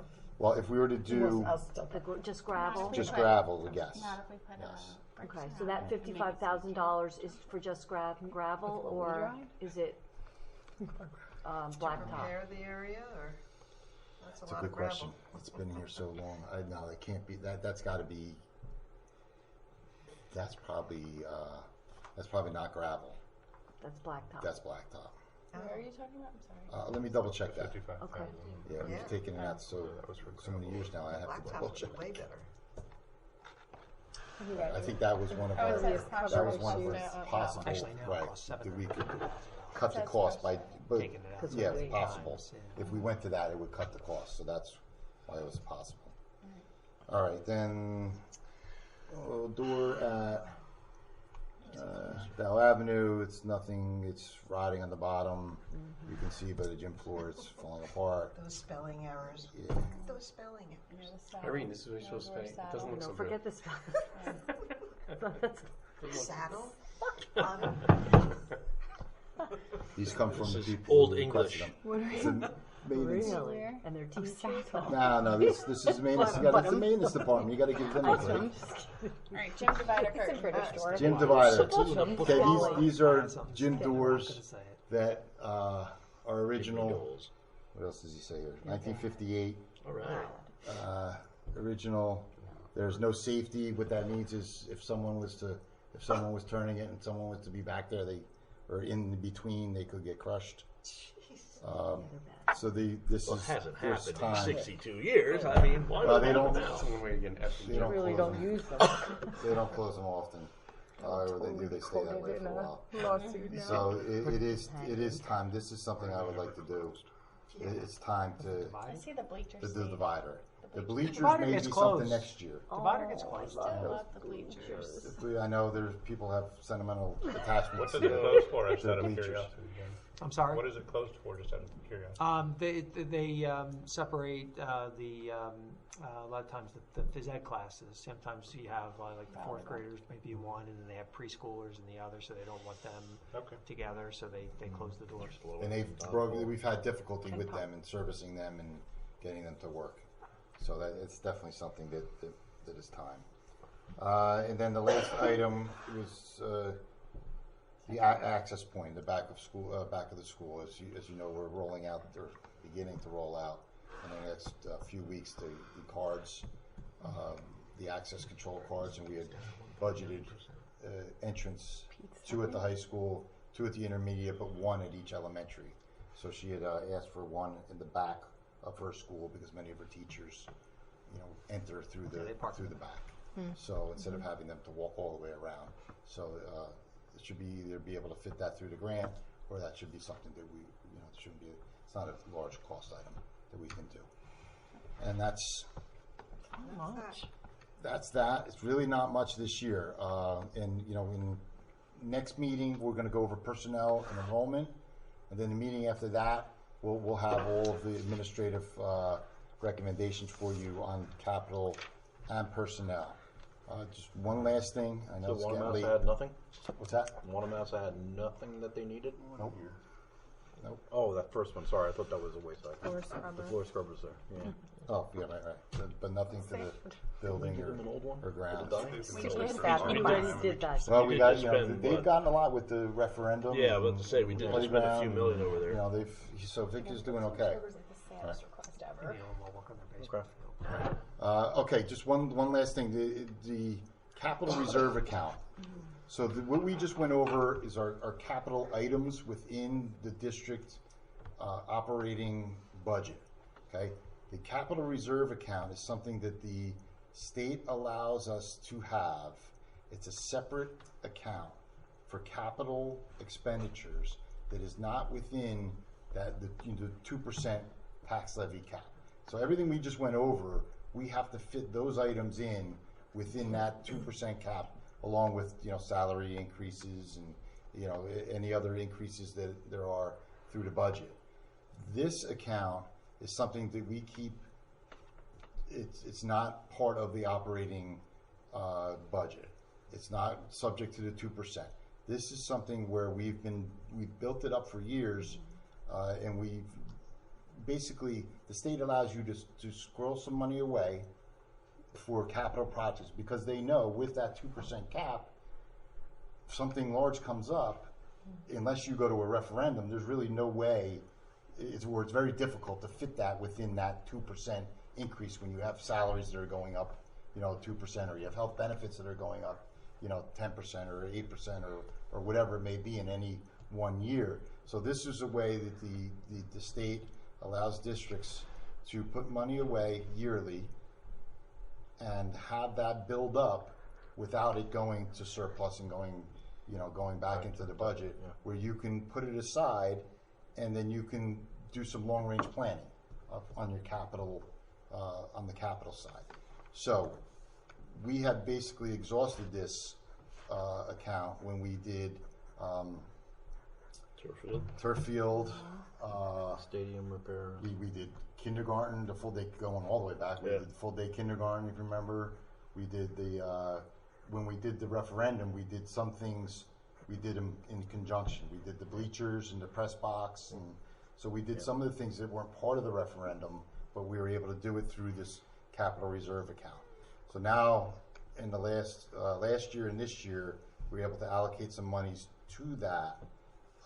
And I just wanted to show you, because I'm not recommending that we do anything with this yet. I believe that, again, we keep talking about, in 2 years we're going to be getting much tighter. To me, this is something that even at the end of this year, when the auditor comes in and we have some money left because of the reduction in rates from health benefits, that we may want to, and we'll have that discussion then, move some more money to this so that we're prepared in a few years when our state aid really drops, and that we can't do some of the capital things that we need to do, that we can reduce that and then we can utilize this. So to me, this sets us up for the future to help with the reduction in future state aid. What's the cap on it? There is no cap. There's no cap? No. So your comments at the beginning were that things in the other spreadsheet couldn't be in here. That's not correct. It's just that your hope is that our operating budget will cover those things. But if something couldn't be covered in that it could be covered with this money. I put the description. It has to be a cap. So we couldn't do the floor scrubber. Couldn't hire a teacher. The floor scrubber, right? Teacher. So there are some. Yes, there's some parameters to it, right? And we went through this a few years ago. I don't know if you remember. So what disqualified it? Correct. It has to, and I think that's why the definition is up there. I can't see it. Obviously, point local needs for capital projects. Yeah, so it's got a capital, only use local capital project. So it's got to be a capital project. It can't be a piece of equipment. So the operating account, anything over $2,000 for an item is considered a piece of a capital piece of equipment. This would not be equipment. But a playground would be. Playground, project. yes. Project, yes. Right. But when we talked about preschool, and I'm sure this is coming up later in the budget, but having to, are you talking about classrooms that are going to have to be converted or bathrooms are going to have to be added? Is that in the regular budget that you still don't think we'll need to touch this? That is in the PEA monies. It's all in the money from that, from the grant. And the reason why We is still don't because know that we've completely got yet. that's why you don't see it. It's a good question, because that's why you don't see it on there. It's not on there because Out of our budget. It's out of our budget. It's in the grant funds. And the reason why the grant funds But can at really one cover point that we is had because talked- we're doing a lot of the work ourselves. Right, but at one point we had talked about adding, if they said they would cover 3 classrooms, we might bring in 5, like to make our timeline go faster. We're not at that point yet. I mean, actually, when we met with them before we put in our application, they actually kind of was like, "Ooh, that's an aggressive growth." What our plan for this year, they actually kind of called aggressive. Which we didn't think was that aggressive by So We don't know if they would fund them, and really the other reason is that we can't handle that much work at one time. So we really need to space it out. So it's kind of worked out pretty well that we can phase this in, and then our guys, our licensed plumber, licensed electrician, they can do the work. And next year, some of the classrooms that we'll use are existing rooms, and we'll just shift. We'll shift some people from an existing room that meets the square footage to a different room. Okay, that's Is that it for really budget? it for budget until Till we meet again. till the 25th. Yeah. Okay, and we'll do enrollments, like I said, and personnel, which is always fun. All right, so we have instruction. Dr. Marshall. Thank you. I move to approve student observers the 2019-2020 school year in accordance with the attached memo dated February 6th, 2020. I move to approve an out-of-district public tuition for the 2019-2020 school year in accordance with the attached memo dated February 6th. Move to approve the attached memo dated February 6th regarding staff professional development activities. Move to approve a research project through a partnership between Monmouth University and the Township of Ocean titled Windows, Mirrors, and Sliding Glass Doors and Interdisciplinary Transformation of 3rd to 5th Grade Classroom Libraries. This project is funded through a $5,000 transformational learning grant obtained through Monmouth University faculty members. The attachments have more details about that particular project. Last three are discussion items. Board of Education will discuss the out-of-school suspension report, done already. Item 6, Board will discuss an update to the Instructional Council. Irene in a minute. Yep. And then finally, item 7 is a discussion of a class trip for the high school Spanish and Italian clubs to travel to New York for the purpose of culture. Very cultural event. Cultural event together. Very going together. Okay. Clubs, not the classes. Yes. So, do we need to expand on any of them? Well, I'd just like to really go back to that research project, just to highlight Michelle Shapiro, who worked with the folks at Monmouth. Once again, the grant is a Monmouth University grant, but I think through the relationships that Michelle has fostered with the university, they really have chosen sort of us to work with here. I don't know if there's any other district that they're working with. They're not, right? So it's just us. So this is a nice opportunity, and it's great for Michelle that she was able to work with them on that, and it'll be a good opportunity for our libraries. Great. It's good. Okay. Classroom libraries. Yeah. The Instructional Council. Sure. I'll try to be brief. There were 16 items brought to the table at our meeting. 12 of them were related to special ed. They all came from the elementary school or from the intermediate school. Most of the items involved communication problems, lack of communication, miscommunication, unclear expectations, whether from an administrator or supervisor or child study team. The teachers were frustrated by unanswered email, phone calls, child study teams not available during their posted hours. There were requests for aides in the kindergarten classrooms, lack of notification regarding supervisors' absence causing staff frustration, allocation of special ed funds, NJSLA accessibility features and accommodations for students to be considered for text-to-speech,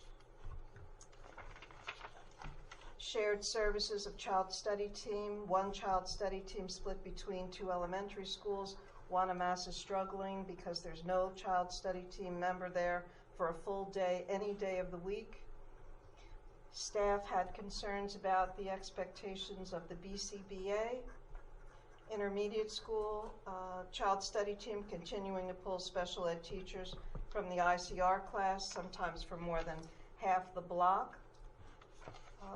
Those were some of the special ed items. Other items, follow-up safety procedures for staff, self-defense when there are acts of student violence, switching to trimesters at the elementary level, including report cards and conferences, LGBT integration of the curriculum that was explained, and there was an issue with the block scheduling at the intermediate school in math and English language arts.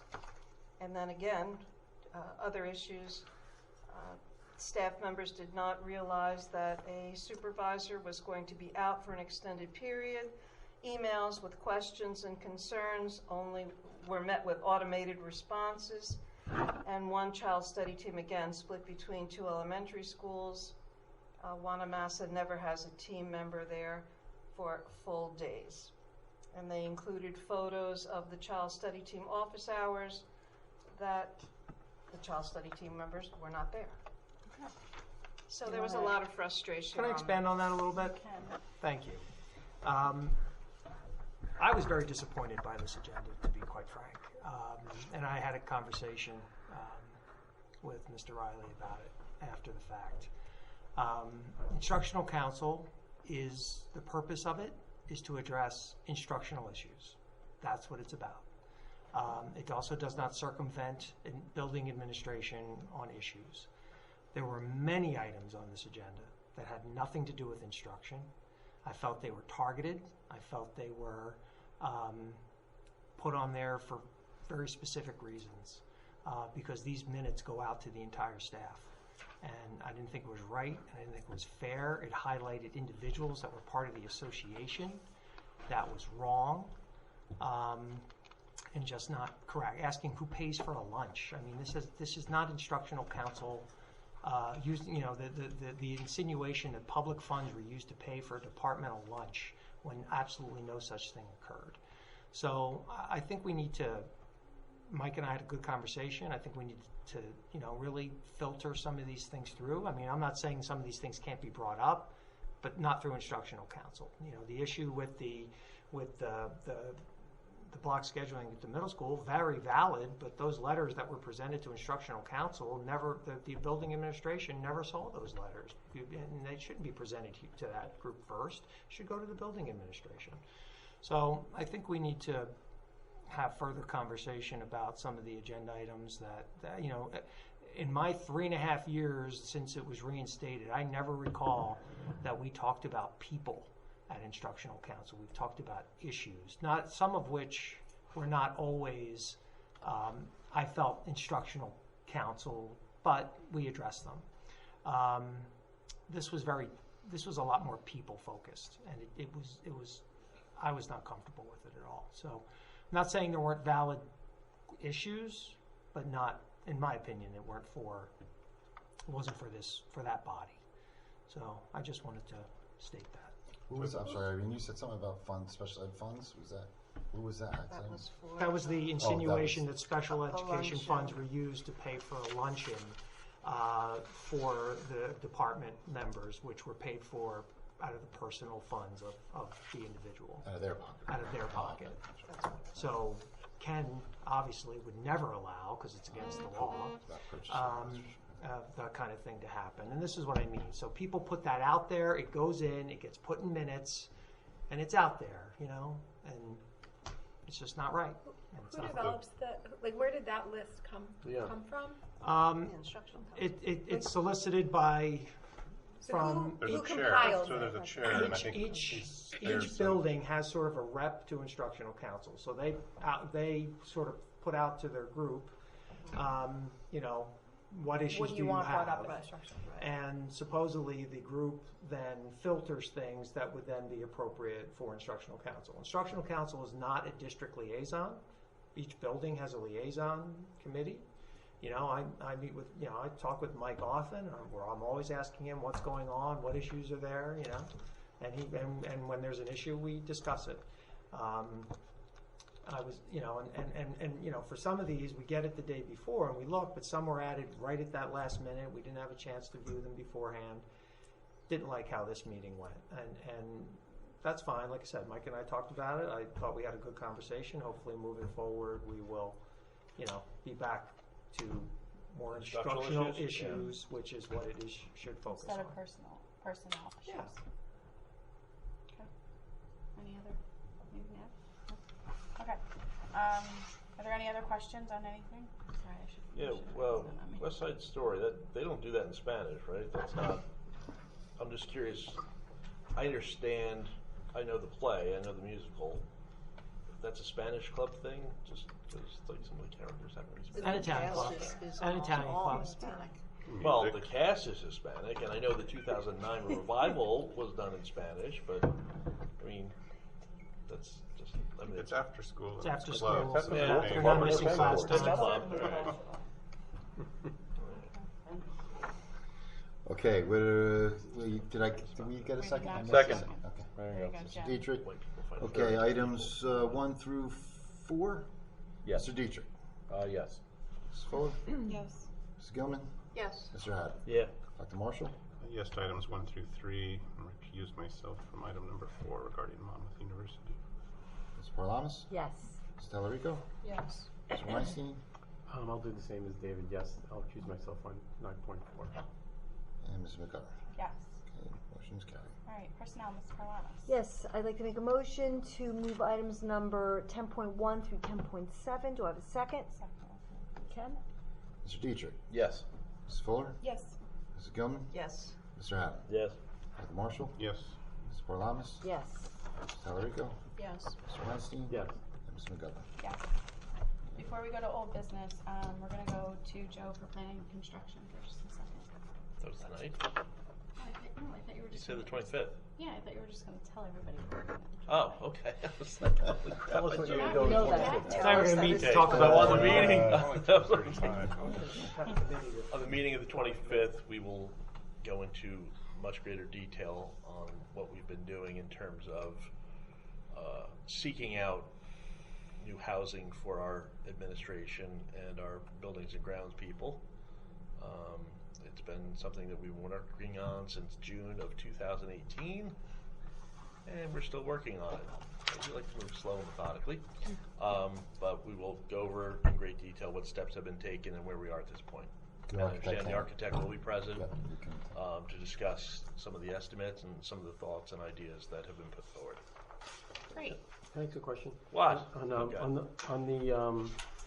On the building in Logan Road, that was kind of, all that was kind of discussed in opening session, because people have asked me about that, we couldn't come to an agreement with the town, is that? Yeah, basically, that had come up in, I just had people come up here because the mayor discussed it openly. Okay. And then we did have somebody in the audience came up and asked a question, we answered it, and it didn't get really like to an agenda item per se because it hadn't gotten that far along. We discussed it, we were looking into it, but the feeling was that, and this will get discussed in the 25th, that the needs of the township for what they needed to get from whoever was going to take that building or lease that building didn't really meet with our needs to move into a place because it would have cost us too much money, or they wouldn't have gotten enough money from us. So we tried a lot of different ways to make it work. That's what took so long. But in the end, like I said, we have our needs, they have their needs, and it just didn't quite work. Okay. So any other old business? PTA? You were gonna do. Oh, PT. Yeah. So I guess we'll discuss the PTA meetings and our thoughts on them, on how to implement them, and all of that. So I'll just go by saying that Jim and I went through it a little bit with the policies on committees and kind of what we used to have. I mean, for some, this is a very old committee list, very old, 2016. Just to show what we used to do before we went to smaller committees and stuff, because a lot of times none of these met, so it didn't make sense. But on the bottom, you see that we have a liaison and delegate for special ed, SEPTA, technology committee, which is now a full committee, and we used to have like a school business association liaison. So the way that we've done in the past, ad hoc type things that could be like this if we decide we want to do this, is to do liaisons with the school districts. As I stated earlier, or not school districts, with the PTAs.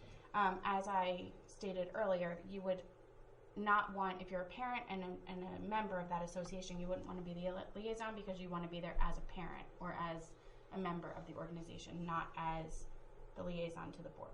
So that's kind of what we discussed. I will open it up to anyone else's opinions, discussions, thoughts. Jim, you attend these meetings? No, you're not there? I meet with the PTA president. So Oh, okay. All right. So you're meeting with PTA representatives. So Okay. the principals go to the meeting. Okay. And this is also we for don't the think that's special ed. sufficient? This would be all PTAs, the Spartan Booster Club, Wanamasso Wayside, Dow Avenue, Intermediate School, and SEPTA, and CPAC's different, but but so basically the thing about it is that if we're gonna do this and we're going to have a liaison, we can't just have people going to Wanamassa PTA. Like, we have to have people going to every single PTA. We could decide whether we want to do it every meeting. I mean, when I was typing up just the calendar, as I was saying, like February and March, if we were to hit all of these dates, it's a lot of nights away. It's a lot of nights doing things. So, I personally think that I would get more out of going to events than so much as a PTA meeting personally. When there's a PTA meeting event, when something's being discussed that is important that we know about maybe beforehand, or something's being discussed, like there's a presenter coming in and doing a really awesome presentation, like I think those are good reasons to go. But if the agenda is 100%, wayside lip sync, like lip sync and different things that we're not part of the planning of that. I don't know what we would get out of that personally. But again, I also think that if we're going to go to liaisons too, if we don't say we go every meeting, then we go quarterly. Like there needs to be a presence. If we're going to do it, there needs to be a presence. Shouldn't be just when you feel like it. Right. It can't just be, on this Tuesday night, Yeah. So that's why I was, yes. So I don't care either way. I voted to continue the discussion because I have nothing against doing it. Right. But I don't want it to be something that, they're talking about lip sync and 4 other things, and no, I'm not going to go to that one. But then when they're talking about something because we have a problem or a hot button, suddenly a board member's there. I think that's the wrong precedent. So quite frankly, me personally, it's either all or none. We either go and we go to them all, or we don't. That's a good point. That's just my thought. Yeah, and I think that going to events, which we kind of do sporadically anyway and should do more of, isn't responsive to why we're talking about this in the first place, right? I think they're 2 very different things. And we've talked about how, Dr. Spankwitz, I see that do you disagree with what I'm saying? I'm sorry? Okay. Right now? Yeah. Not at all. Okay. So, it's kind of the sporadic interaction in a grocery store or at a science fair, whatever it might be, is very different. And the reason why we started talking about this is because there was a request for us to have a more formalized or predictable presence. And maybe it is quarterly or by every other month or something like that. But I don't think, if we're looking to address a concern that was raised, I don't think going to events or only going to hot button meetings is going to address that. Right. If we decide that that's what we want to address. Right. I heard that, but what I heard was the reason that I'll just say Alex and Cindy because you guys are the ones that were here talking about it. I felt like I heard a lot of that they wanted you to be in the landscape of the school, which is, I think, more when there's events happening. I think both is really what they were. Yeah. So that's why. Looking so for. I guess the question is. Well, do you have? Go ahead. Well, Jim, do you think that having a consistent thing like every other month or quarterly, do you think that that's not consistent enough? I think if we stick to that, then that's fine. But if your cadence is quarterly and there's a hot button, you don't just show up that night because there's a hot button. You just think consistency. I mean, because we all do other things, whether it's Mr. Klinger's class or serving with a smile in the cafeteria. These are things we're invited to. We do get to go into the class. I'll hit that STEM. We all do our own things, go to the plays. So separating that and specifically, as Jana said, picking that one piece here, I have no problem as long as it's a set cadence and we adhere to that. Yeah, I agree that way with it that. just doesn't I agree set with off that. When you said all or nothing, I didn't know if you meant all or nothing. No, like all meaning strict consistent. cadence or not at all. I think it would be difficult too to say that I'm going to go to every single PTA meeting for the rest of the year. I know for myself only because if it's on a Wednesday night, I have other meetings in other places on Wednesday nights, as I'm sure many of you do. So I think to really start doing something like that becomes a little difficult. But if you had a cadence and if you couldn't make one, you said, "Hey Jim, could you go to this one for me tonight because I've got something." As long as there's a cadence, I'm all for it. I would go for that. I'm definitely for that. Yeah, I would think that's the way. So you're for everyone having somebody, everyone like or having a quarterly type thing, or whatever we decide, but not every single meeting for a year. Probably 8. So you have like 8? Right, and there's no reason you can't like make teams and, you know, So go 8. that way, or do every other meetings? month. Quarterly won't work. So Yeah. every, I was so just every saying, other like, month it's would be June. 4. Yeah. There's usually not one in Right. June. So- Sorry, say right. what you mean. So every So other the month month- would be so every 4. other- Cindy said if there's we did 8 4 meetings. Probably 7 or Jim, so. do you feel that Yeah. like there's something the PTA presidents are holding back that they're not sharing with you? I wouldn't expect it. 'cause No, I Is mean, there anything look, that you're like I not said, sharing with I us? think talking there's, to him, so. I think in speaking with the PTAs, you know, I think that there were 2 that I think were interested in this. I think the other 4 were, I mean, the high school basically said no. But that doesn't mean, you know, if we're going to do this, you know, let's do it. But the meetings that you have with them are different. I mean, if we were to have a presence there, I think that's different than you meeting with the PTA presidents. I see it differently.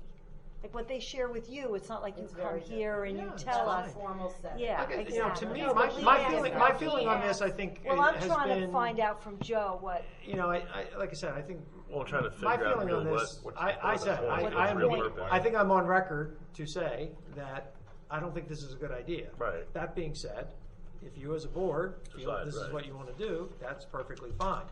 And what I said to Amy the other day is that I said, I think, one, it should be every meeting, and I think no one at the table is immune. I think everybody should have to go, everybody should have to put in their time, whatever they're the liaison to, then, except for maybe David. Except for who David, voted because no. he voted. He's no. consistent. You know, like if we're going to commit to it, then let's commit to it. And my biggest concern of all of it is, and I said this last week, is that the role is defined and everybody understands, both board member and members of the PTA understand what the role is for the board member being Right. there, and that's where we go. That's, you know, that's. Do you see any circumstances under which a board member's presence would feel like you think an intrusion at these meetings? I think the principals may That feel concerns me. a little. I mean, Yes, it's because their I've meeting, already right? It's actually them had and their school's a few PTA. principals say to me, like, why?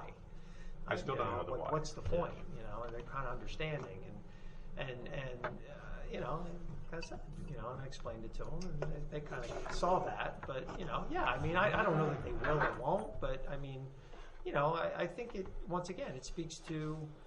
I think a lot of them may say, I don't understand why it's needed. You know, but once again, that's your call. This goes back to an invitation that we received to go to a PTA meeting. And now it's kind of snowballed into, I'd like to just be able to have the ability to go to a meeting when I feel like going to a meeting. I don't think we should lock into every meeting. I think if we receive an invitation that there's something that they would like our presence for.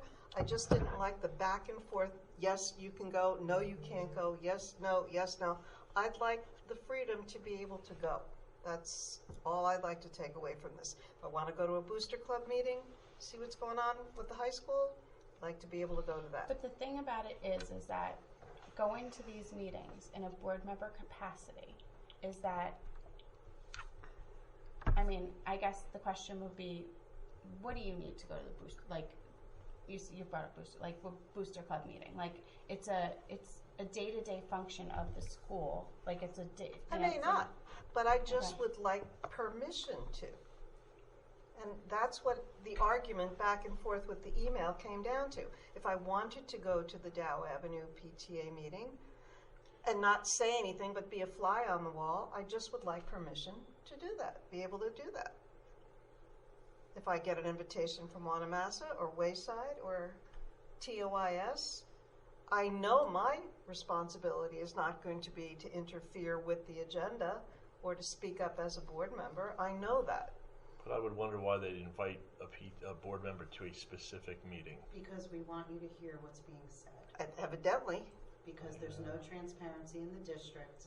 Well, and That's we fine. want you guys to You stumble guys upon broadcast Yeah, it. You can invite us to watch it on Facebook. We don't have to physically be there present. And I certainly don't have a problem with that. I just think that violates Broadcasted Chief a board Peterson, member. not one of you signed in. Not one. The chief of police. after I invited you to a SEPTA meeting. No, you're right, I didn't know. Not one person did. Well, I was there. So, But my point is, to me, that's not a role, and that's a parent-teacher organization. That's not like you can go to any football game you want to, or you want to go to any play to see some of the kids. I mean, those are the science fair. Those are things that, sure, I mean, we have free reign to do that stuff, but when we're walking into the school and it's not like a typical open to the public type of event, and I know PTA meetings to a degree are, but the reality is, what I'm trying to get to is, you don't see 10 parents from Wanamassa just show up over at Dow to sit there and listen to theirs. Well, I thought you had to be I'm a just member. saying, I thought you okay, had to be a I'm just member, saying, to for be me honest. personally, no. I'm not a parent anymore. Community in members school. can join? My mother, And- we have No, you grandmothers. have to that come to a the Wayside meeting. PTA meeting unless you're a PTA member. I'm sorry? You have to be a PTA member to come to a PTA meeting. No, you have to be a PTA member to vote or to comment, but community members can attend. And you guys get a lot of that? I mean, people Once in a that while, aren't affiliated with the school? When we did the gun So you presentation could at Dell just Avenue, show up. Okay. we had non-members show Some up. public Our comment that SEPTA we meetings, engage we in only public have comment 30 is SEPTA ridiculous. members. I know. And we've had people there who aren't members. Hmm. So yes, it Interesting. happens all the time. Part of Okay. the function of the PTA is also community-based. Okay, And so part of that let's go community back. base is culture. Okay, so what is there, I guess, final comments on this from the table, and what do we think we want to do? How many people, do we do a straw poll, and how many people want to? I really think we did the straw poll. I know, we did a Well, straw that was poll. to, that was to talk carry the about it, to conversation carry on the forward, that was conversation. what we're doing now. Well, you just have to define it, do a poll. Define what you want to do a poll. So we're gonna Define continue it. the Yeah, let's conversation. disagree on what that was. Because, I mean, the board has to decide together, because the power's not in one board member to go On their decide own. where they want to go when. The board has to agree That's that okay for where them to you're attend going that. and what you're doing. So you just have to define, the, you know, what you're going to do. So is it, Okay, I vote no. I'm not up for it. is it every meeting? Is it every other meeting? I'm just throwing it out. Well, nobody's saying anything. I'm just like, I just feel like we're starting to, Well, overstep. I mean, if we all think that this is a right way for us to go, I probably would suggest we do an every other month kind of thing. That would probably be my recommendation. So let's start with a straw poll on who thinks we should go to meetings, and then we'll define if it's going to be every other month or not. So just PTA SEPTA meetings. Do you think we should be able to go to them or not?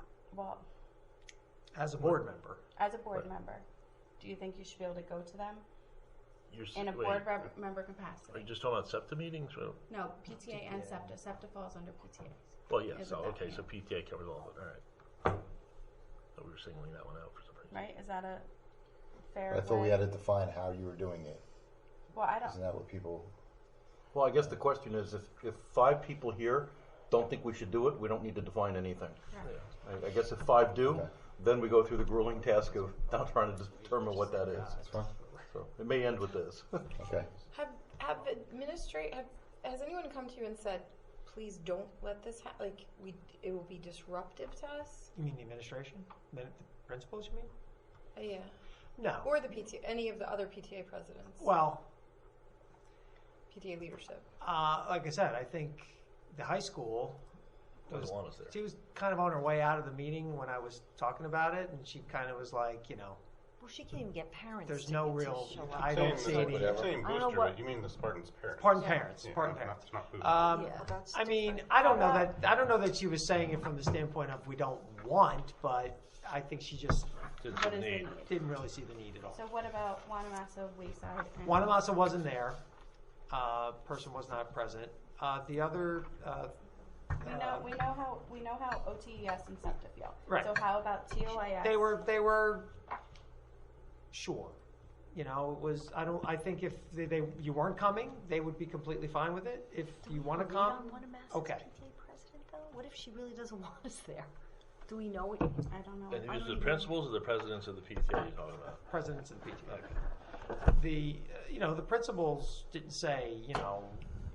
It was just more of I think a surprise. Like And it's like, Well, why? they said why. I mean, people Yeah, said like, why. well, why? It wasn't like, oh my God, this will be terrible. It's going to be the I worst would thing like I've to know ever how heard. the Wanamass PTA president would When's the feel. next PTA When's meeting? your 'Cause next, maybe- the next PTA meetings are next Wednesday. The next one is OTES next Wednesday, and then SEPT is next Thursday. So the question is, next week we have a short meeting because it's the regular meeting. So I have them on the 27th. you have them on the 27th. So do we table this discussion until we hear from all of them? I don't think so. No? I mean, I would like to know. What if she doesn't want to? I mean, if they say to us, look, we'd rather not, if they say to us, look, we'd rather not be there, then we I could don't even honor know who it that. is. Amy, if somebody says that they don't want us to be at the meeting, we prefer if you weren't at the meeting, then we could take that and say, okay. I Okay, mean, so then let's do yeah, a so vote I on think it's whether just more we whether think we. people think we should even define whether we're going to go or not. Does everybody understand the vote? So either yes, you want to start sending people there, or no, you do not. Got it? In any capacity. Well, can I add something? Sure. I think for hot button type of events that do arise, my issue with the Dow Avenue one was a couple issues. One, it was presented to us the night before. There wasn't really an opportunity to have a discussion like this as to what's the role and who would go and that kind of thing. So I don't think it's inappropriate for some of these hot button things for there to be a liaison from the board, whether it's the board president or whether it's a designated person for a building or something like that. But as long as it's defined ahead of time, as long as we know, so when these things come up, we say, because there have been times when I have said, I think it's good. When Denise was president, I would say, Denise, I would like you to join me with this because I think it's appropriate for you to do that. It would work. And I've done it, we've done it with other presidents as well. So I don't think that I'm certainly not saying that there's never a time where that would not be appropriate. I think the way that meeting kind of came out, I think it was just kind of hodgepodge and that wasn't, I think, a good thing. So I think just in asking this question, I think we have to be careful. So I do think, there may be a time where we might want to say, okay, look, when there are these kind of issues happening, then, what we as a board are going to designate the board president or the board president and the vice president to serve, to come to these things, or whatever it may be. That's a suggestion. But I'm just saying, because a lot of these PTA meetings are, and I've been to enough of them where, they talk about, Well, that's sort of what I was saying in the beginning. stuff. That I think But that then why can't that invite be handled like other Every ones other are, invite. where they extend the invite to you, and then you, a lot of them happen that way, right? and that's fine too. Like I said, I think Well, the that's key what- is that we have it But addressed in I'm sorry, advance and that we you extend the understand invite the to roles and them. everybody Say, hey, we'd understands like the roles. somebody to That's a accompany. completely different response to what happened at Dow. But I'm saying, completely different. You've just kind of changed it contacting to, them all right, directly, 'cause that's how if the we other had a ones do it. liaison and if we had had another day's notice, you might have been able to go. Yeah, I think if Well, that was something that we had sometimes talked hot things about, happen where we don't have the leisure of a board meeting first to Right. sit But it and. But just that's takes why you one- have- it just but takes that's one why board you do meeting have where we the discuss administration to how address it. How it's going to. That's fine. One board meeting to say, if something comes up, yes, we have a liaison committee, correct. fine. Right. So are We're That we- it's already established, and So then, shall we- so if so something this like is that the were to vote happen, then. there's a mechanism by which you put it Since into effect. it's really late, Yeah. it's 11 o'clock at this point. So the vote is going to be that yes, if we are invited for a hot button or a presentation, that we will send the liaison, we will create a liaison for it, or no, you don't want to send anybody, right? Is that the vote? There's no third option of, it shouldn't just be hot button. Okay. And I don't know Or how I she feel. said presentation. Okay, so we'll do 1, 2, or 3. Why don't- Yes, no, or yes, Maybe. no, or Yes, always. no, or maybe. Okay, it's either invited, no at all, or always. That's your votes. Always meeting cadence. So we haven't defined what always. Correct, but we will define. I know, that in the- regularly. We're on the same page here. Say that again? So yes, a yes vote is that you want to be going when you're invited, or there's a or there's something happening that Jim asks the liaison to go to. No is you don't want to have any part of any PTA meeting ever, and the third one is that you want to have a board member present all the time. At all of them. At all of them, or whatever we decide. Okay, so if you vote yes, you have to tell me if it's on invite or if it's all the time. Okay. Or no, right? So those are your three options. Yes, invite, yes, all the time, or no. Well, not all the time. It's cadence. Yeah, We're using cadence. cadence. It's cadence. We have it on a regular basis. Every third month when there's a full moon. Whatever, every other month. Every other month. Whatever we Every other decide. month. App Every from other Iowa month. to counter votes. All right. Yes. Okay, Mr. Dietrich. Yes, invite. Yes, by invite. Okay. Mrs. Fuller. Can I vote for two? Yes Can and this no. be, can this be rank ordered voting? No, that's What is this, It's Iowa? not Iowa. No. We can eliminate the one that failed and go another round if we have to. Pick one.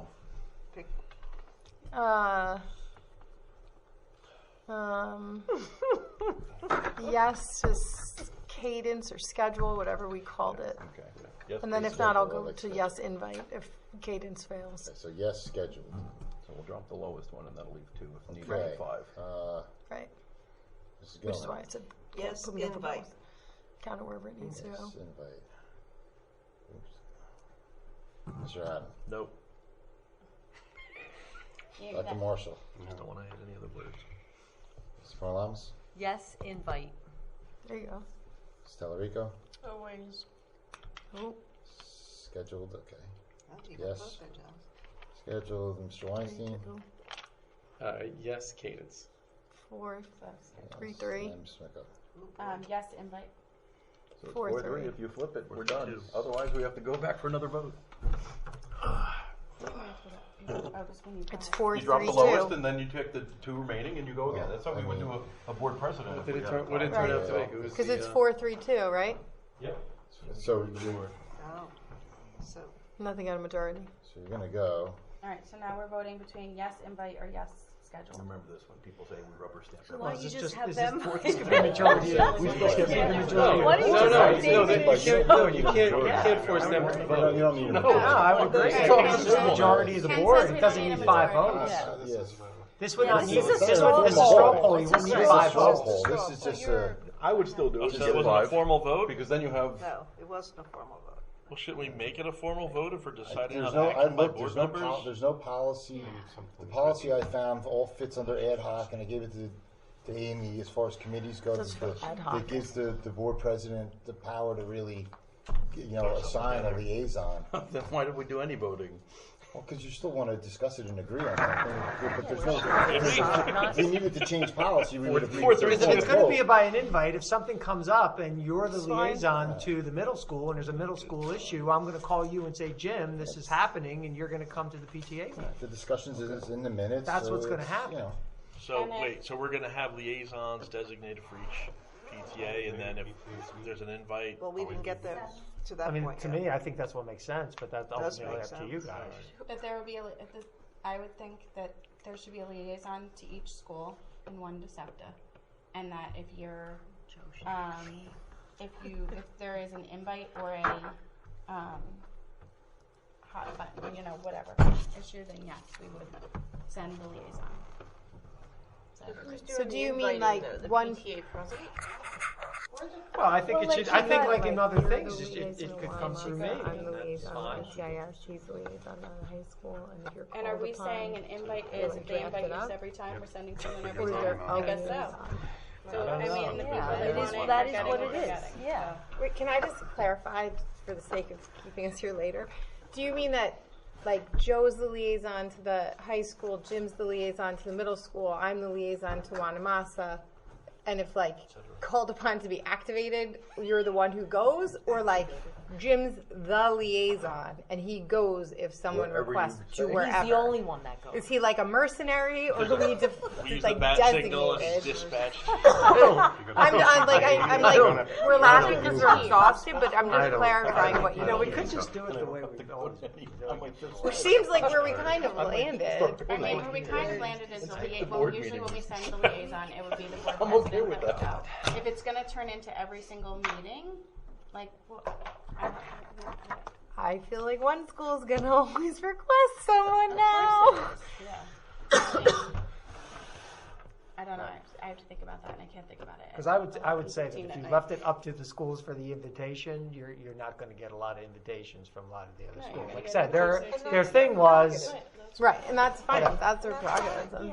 That's fine. Thursday, our next SEPTA meeting, I don't know that there's a reason for anybody to come. It's a very specific topic and a very specific speaker. Well, certainly your members.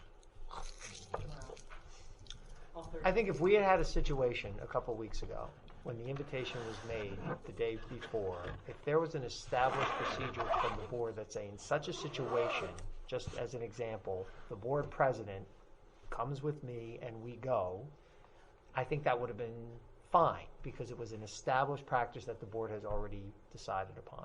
Okay, so that's what we're going to do. And I think if that one liaison can't go, then I think it's Right. perfectly fine that the board Right. president goes. Not to throw it on you, but too bad it's your job. Well, the reality is, the Or president it's can the come board, to or it's the go. board Too bad it's president and your the vice job. president, and then, next year it's somebody different, and the next year after that it's somebody different. Oh, I I mean, really and the feel bad reality for is, David now. in a year, how many times do these things happen? Not that Well, much. like Dow Avenue may Really? have another one of those meetings. They might. And if we so have an there should established be- rule as to what we're liaison. going to do, then that's perfectly fine. Yeah. We'll talk to. So we're going to find out from Bonamassa? Yeah, I His can. next- and they must keep Well, it I can talk to going Vic out. and ask him to reach out to, Yeah, or I or can your reach. I next can reach out PTA to meeting. the Your next PTA president. It's fine. PTA president meeting, you can address this and say, Good idea. we have made a board liaison to come to meetings if you have something that is Particular beneficial. reason. Well, and I can state, it would be if there's a particular reason why, a major issue that needs or issues that need to be discussed, then that's the issue. It's not a standing invitation. It's not a come because we feel like it. It's not a So who's the liaison? So I can write it down, please. Ken Janaro. Ken Janaro. Oh, I didn't hear business. Board president. Board president. Okay, any public comment? Yes. Yes, Ms. I'll be quick.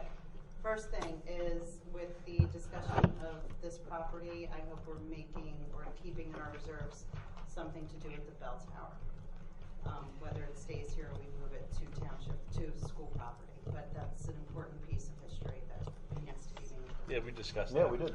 Oh, okay. Yep. We actually did. Yep. Awesome. Good. You'll hear that on the 25th. Yeah, some other flyers. So Title II of the ADA requires that curb ramps be at crosswalks. And in that picture, it clearly wasn't, so if we're gonna be chopping up concrete, it may be a good time to do that. And I will So I'm sorry, also, say it again? I didn't hear. curb ramps must be at crosswalks.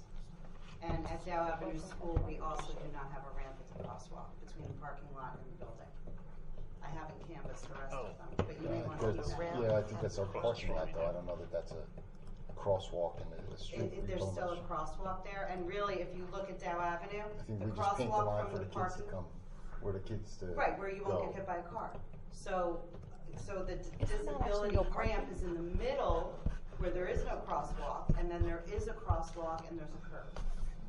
Okay. So whether we don't can have look into to that. oblige because it's not Title II of ADA, but the reality is that the blue handicap ramp is in the middle of the parking lot and the crosswalk goes to a curb. And that should probably be changed if we're chopping up concrete. Okay.